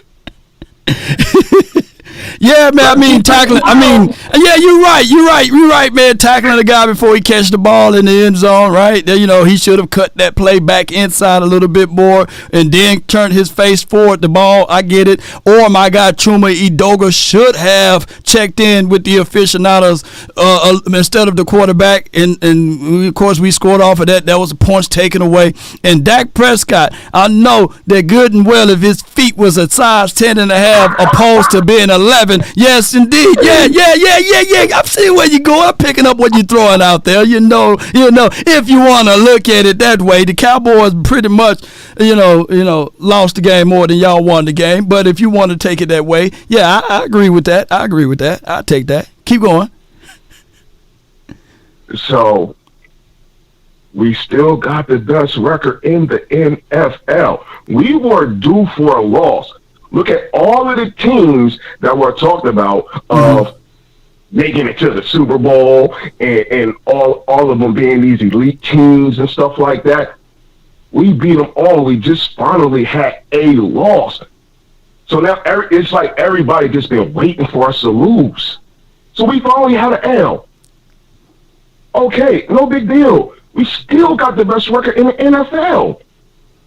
I mean that's only up until this week now. You know that, right, Chief? You know, when we play y'all this week, a lot of things can change, you know. And on top of that, you know them Seattle Seahawks, they got some good DBs and some good wide receivers. They're going to stretch it out for y'all. And I heard that y'all got to go travel all the way up there to Seattle Seahawks nest. You know, I know y'all birds of the feather, y'all flock together, but man, it's going to be a different type of environment, especially coming off of an L that we are about to present to y'all, because it's going to be one of those things whereas at the end of the day, trust me, I know this, your front four and your 5 down linemen, when y'all bring those guys in, that's the strength of your team. That's where your team get busy at. Your secondary is scary, not in a bad way. You know what I'm saying? In a horrible way. You know what I'm saying? And on top of that, the linebackers, they're not that great in coverage. So it's going to be a thing that we at the crib, we're going to spread them out and shoot them out at you guys. So it's going to be, you might as well pack your traveling cases, man. Come on with it, because we coming full flesh. Go ahead. I'm so glad you're saying this, because my only thing is, when we beat y'all this Sunday, and I get on here Monday, okay, I just want to know where y'all excuses going to be. That's all I want to know. What are y'all excuses are going to be when we go to Dallas and beat y'all? Well, all I want to know is this right here. Are you so wait a minute. Nah, I'm gonna be on here. You're gonna be right here. Holding the torch for your Eagles crew. And I'm be looking for you, man. After we hold that W up, I'll be looking for you, fam. In the chat area, in the phone line, got your name and number saved in there from the 302 Eagle fan. I can't wait. I can't wait for you to call in. And on top of that, check out the show what me and LB gonna do this week on the Super Friends show. Me and him, we gonna sit down and talk about how my Cowboys are gonna run over those Eagles this week. You know, that's what we gonna talk about this week. Yeah, y'all talk like that last time when I was on here when y'all had to play us, and then y'all talk about. Wait. Was I wrong? Did Dak Prescott put up what he did? Did he put up some good numbers and everything? Did he perform in that game? So he did. He did. Yeah. Hold on, I'm gonna tell you the difference between Dak and Jalen. Dak can do a whole lot of nothing. Jalen Hurts can do a little bit of something, because putting up 400 or 500 yards and doing all of that stuff, but still come out to lose, it doesn't mean anything when that game matters the most. Well, let's be real about this. Well. Last night, can you say the same sentiments there? No, because like I said, we were due for a loss. Oh, come okay. on now. So you just said that the loss was just scheduled because it was just for y'all to do for a loss. And the 49ers just didn't beat y'all and break y'all to pieces and have y'all out there signing Shaq Leonard or Darius Leonard, by the way. They just didn't do that by chance, you know what I'm saying? It just that y'all was just due for a loss, Hey, listen, I knew, how we're being talked about, it would have been the same thing if it was Buffalo that beat us, if it was Kansas City Chiefs that beat us. We were due for a loss. I knew it was coming. Who's perfect out here? We only got 2 losses at this point in time. Yeah. 2. Yeah. And you got a lot of close ones, man. So you trying to tell me that your team is okay? We good. We Gucci. You're Gucci. We gonna beat y'all. Y'all gonna beat us, and then who else y'all gonna beat? Y'all gonna win all the way out, huh? Y'all going straight to the Super Bowl, huh? No, because I'm gonna put it to you like this. 49ers, Cowboys, and the Lions, all of y'all will reach 4 to 5 losses.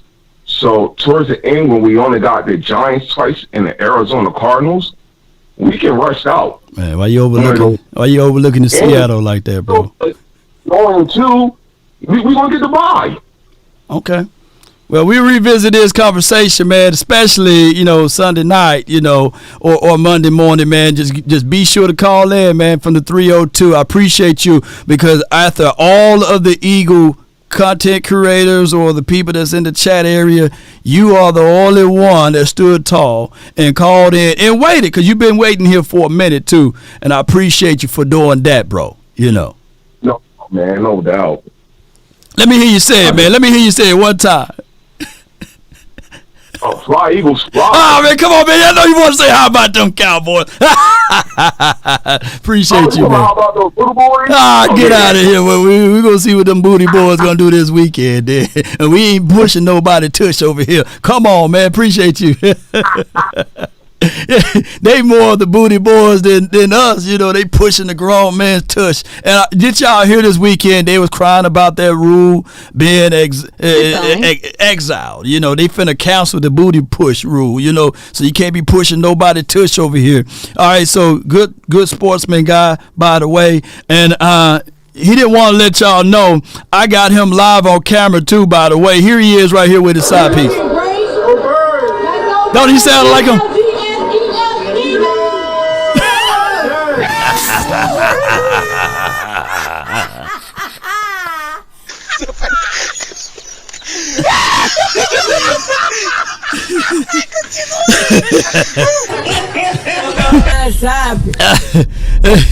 Hey man, that was him and his Swedes, man. From the 302. Oh my goodness, man. Hey, he wanted to tell her like, hey, you ain't spelling that right, but man, I gotta squeeze down on that one tonight, so I gotta. Hey man, good sports though. 302, man. One more time. Let's listen to it one more time. Watch my guy's face, man.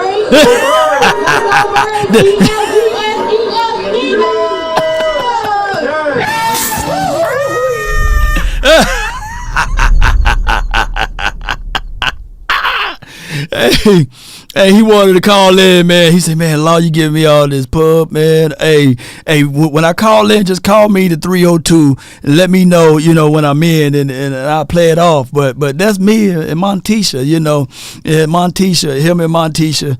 Hey, but shout out to you, man. Appreciate you for calling in. So it's good that we get, at least I know for one time, I can count one view from an Eagles fan, because they gonna call in. They gonna do their stuff. You know what I'm saying? That booty push could be stopped, but in the center's career. Yeah. I see you. But appreciate y'all, man. TCB.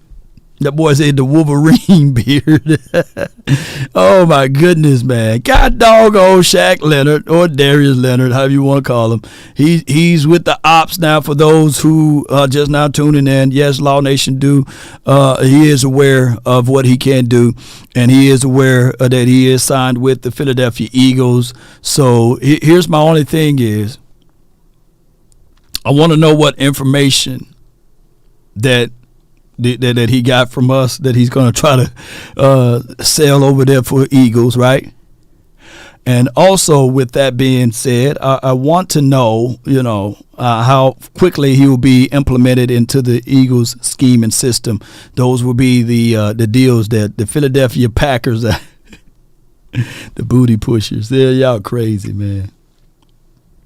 Yes, indeed. So, Cowboy Nation, we on our way on up out of here, but at the end of the day, you already know what's about to happen. Nobody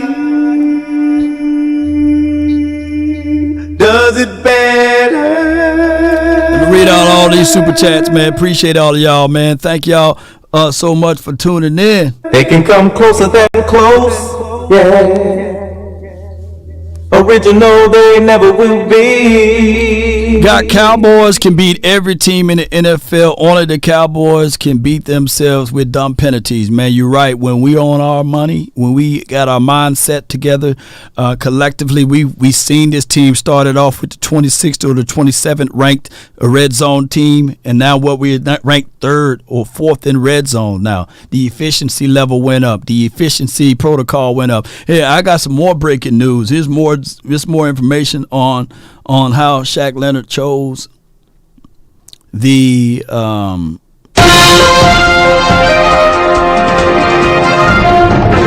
got word in from Philadelphia. Close reports are saying that the reason why Shaq Leonard signed with the Philadelphia Eagles is because he didn't want to see a young man cry.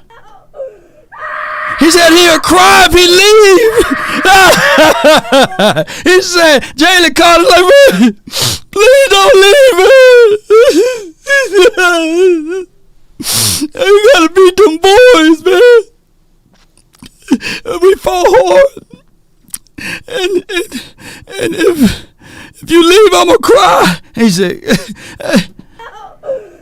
okay, young man.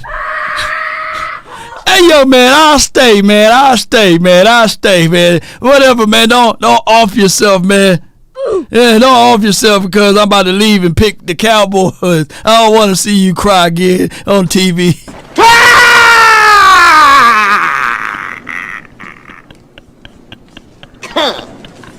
That's where the guts. True story, y'all. So, developing news out of Philly country, you know, is that the reason why Darius Shaq Leonard stayed in Philly and didn't fly back to Dallas because he didn't want to see that young man cry. You know what I'm saying? Yes, indeed. Riggs or Jalen, both of them. I heard Jalen Hurts and Jalen Carter crying. That's why I gotta stay. Dallas, Jerry Jones, Willie McClay. I can't come. These kids are crying over here. Hush now, hush. Hush before I go to the store and pick up some milk and never come back. Of course. Something wrong here. True story. He didn't want them dogs. He didn't want them dogs over there crying.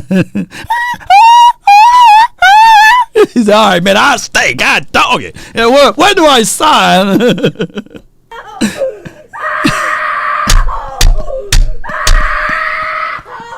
Hush your mouth. I'm staying. I'm staying.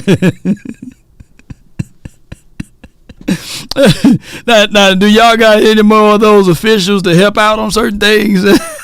All right, let me get back to these super chats. But yeah, look, true story. Let me know if I'm lying, y'all. You know. Yes, indeed. All right, man. All right, where were I on the super chats? Okay, appreciate y'all, man. Y'all know I'm telling the truth. Where you trying to go, Shaq? Where you trying to go? I'm going down to Dallas. No. All right, them Eagles fans love talking about big, you know what, D. I see you, fam. Yeah, Colton Smith. Yeah, they love the texture of it, I guess, you know. All right, Josiah meant to say, Fall says, Cowboys win by 2 scores against the Eagles. I see you, fam. I see you, man. The caller not showing up next week. He can book it. Yes, indeed. It's from Tricks. Appreciate you. And George M says, this is my Dallas, and Jerry Jones confused the crap out of me. Shaq Leonard signs, of course, with the Eagles.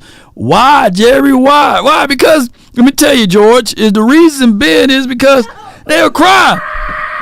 Shaq was like, hey, I'm finna board the plane. Jerry got me a private jet, and he's finna fly me back to Love Field Airport. And they was just hanging all over him, so he had no choice but to stay, man. He didn't want to crush him, so that's why he's staying. And newsflash, they finna cry again this weekend. Cowboy Nation, I appreciate y'all so much for tuning in and being part of these type of episodes. I appreciate y'all. Thank y'all so much. On my way out, just know that at the end of the day, there have been many of people that will say, hey, the Cowboys, look at them. MVP Dak Prescott, they on their way. They got superstars here and there. But those are false praises.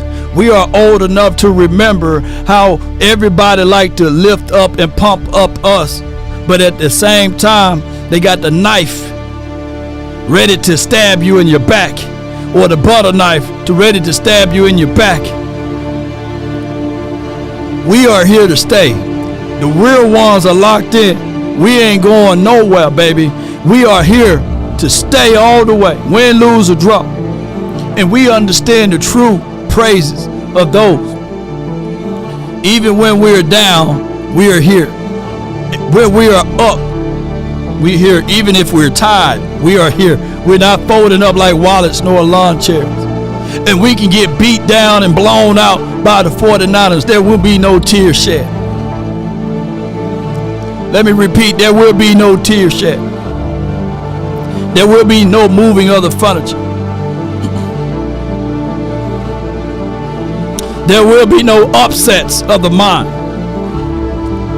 A just man fall down 7 times, but he get back up 8.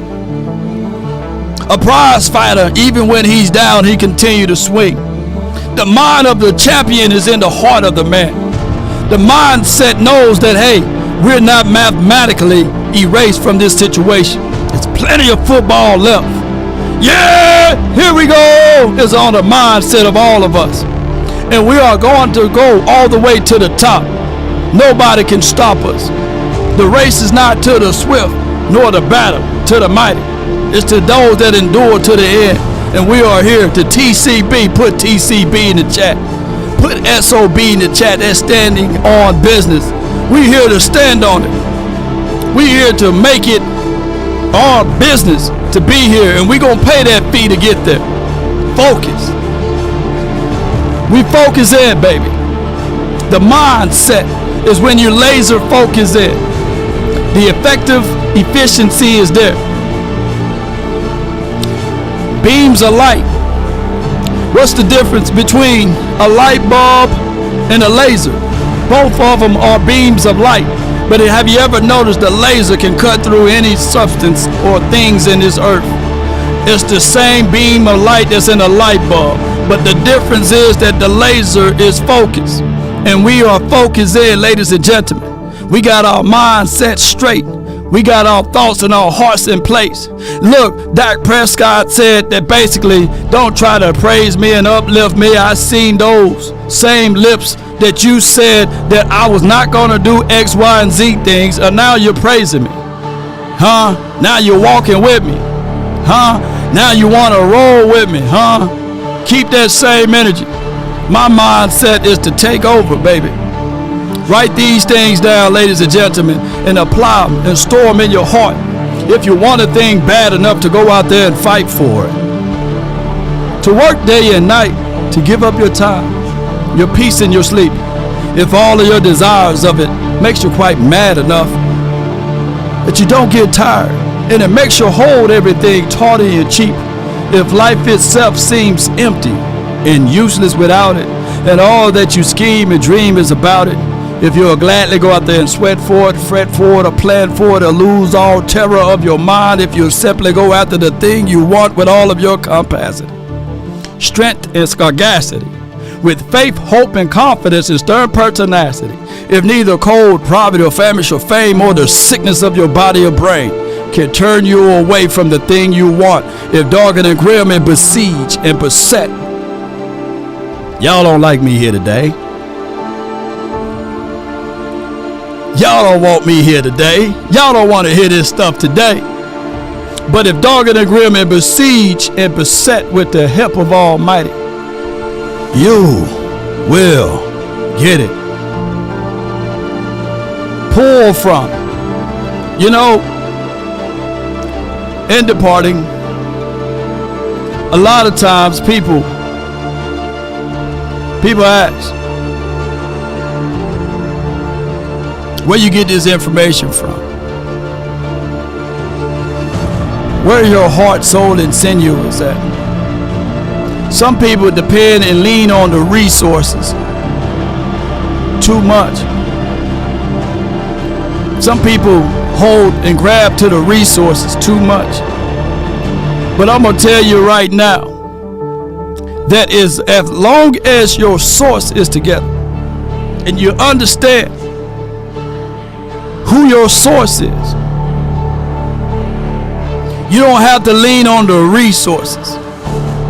You see, the Creator is the source, and I may be the resource. Don't lean on me. Don't lean on man. Don't lean on the things that people will say, because they are only the resources.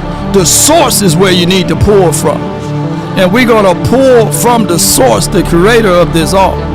And it's all from the shape of your mind, putting things in the right places. And everything else will feed itself into the mix. You know, this weekend was very, very, very gruesome from the mindset. But we were able to pull through. The victory was here. And the victory came in double dosage. Cowboys were able to win versus the Seattle Seahawks. The Eagles were able to lose against the 49ers. And now all we got to do now is continue to pull from the sources. Continue to utilize the things that we got in front of us. Eyesight, mindset. Everything else will work its way out. We gonna see this thing all the way through to the end, ladies and gentlemen. That's been my time. I really thank you all for yours. And remember, you're listening to nothing but the best. Go Cowboys. All I ask. No doubt. Let's go, baby. Damn. Damn. Whip out.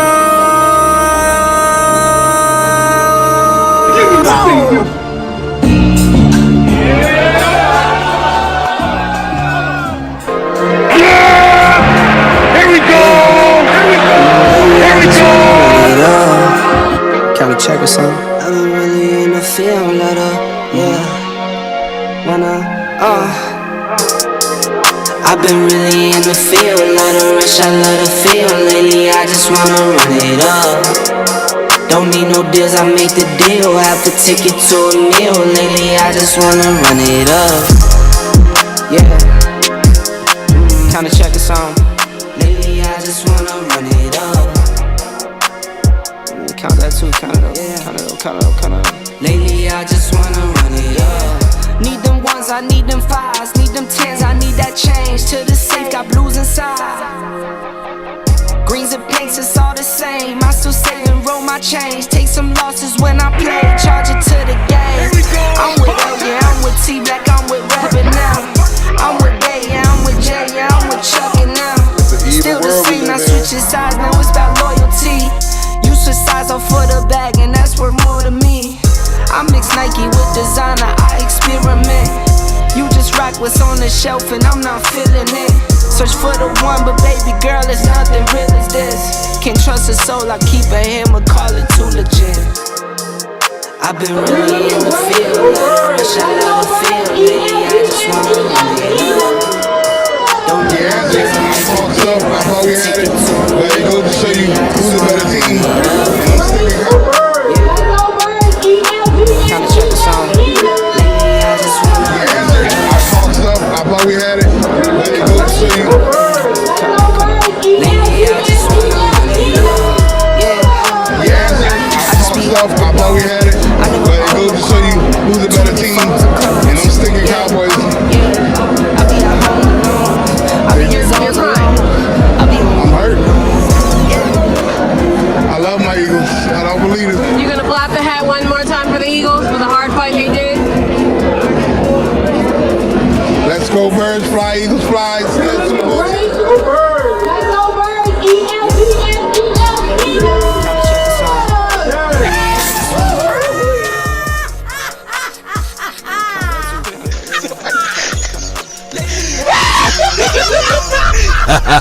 Remix. Cry, Eagles, cry to the land of no victory. I'm on them all week, baby. Yeah, my folk, make sure all your kids walk, bro. Come on.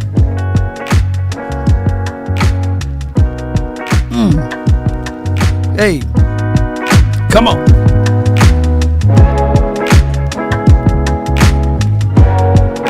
Montisha and Monty, welcome back. We about one love. If I offended anyone, charge it to my head, not my heart. Ooh. Take a drag of my cigarette. Bring me out. Come on now, dog.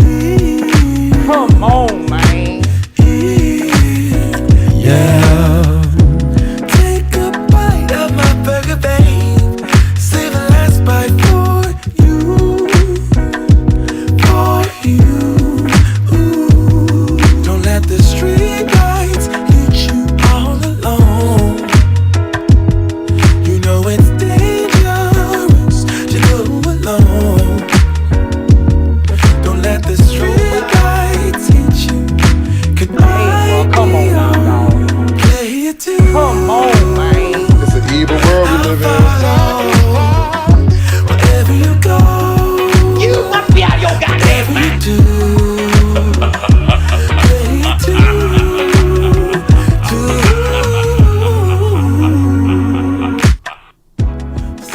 Until next time, salute.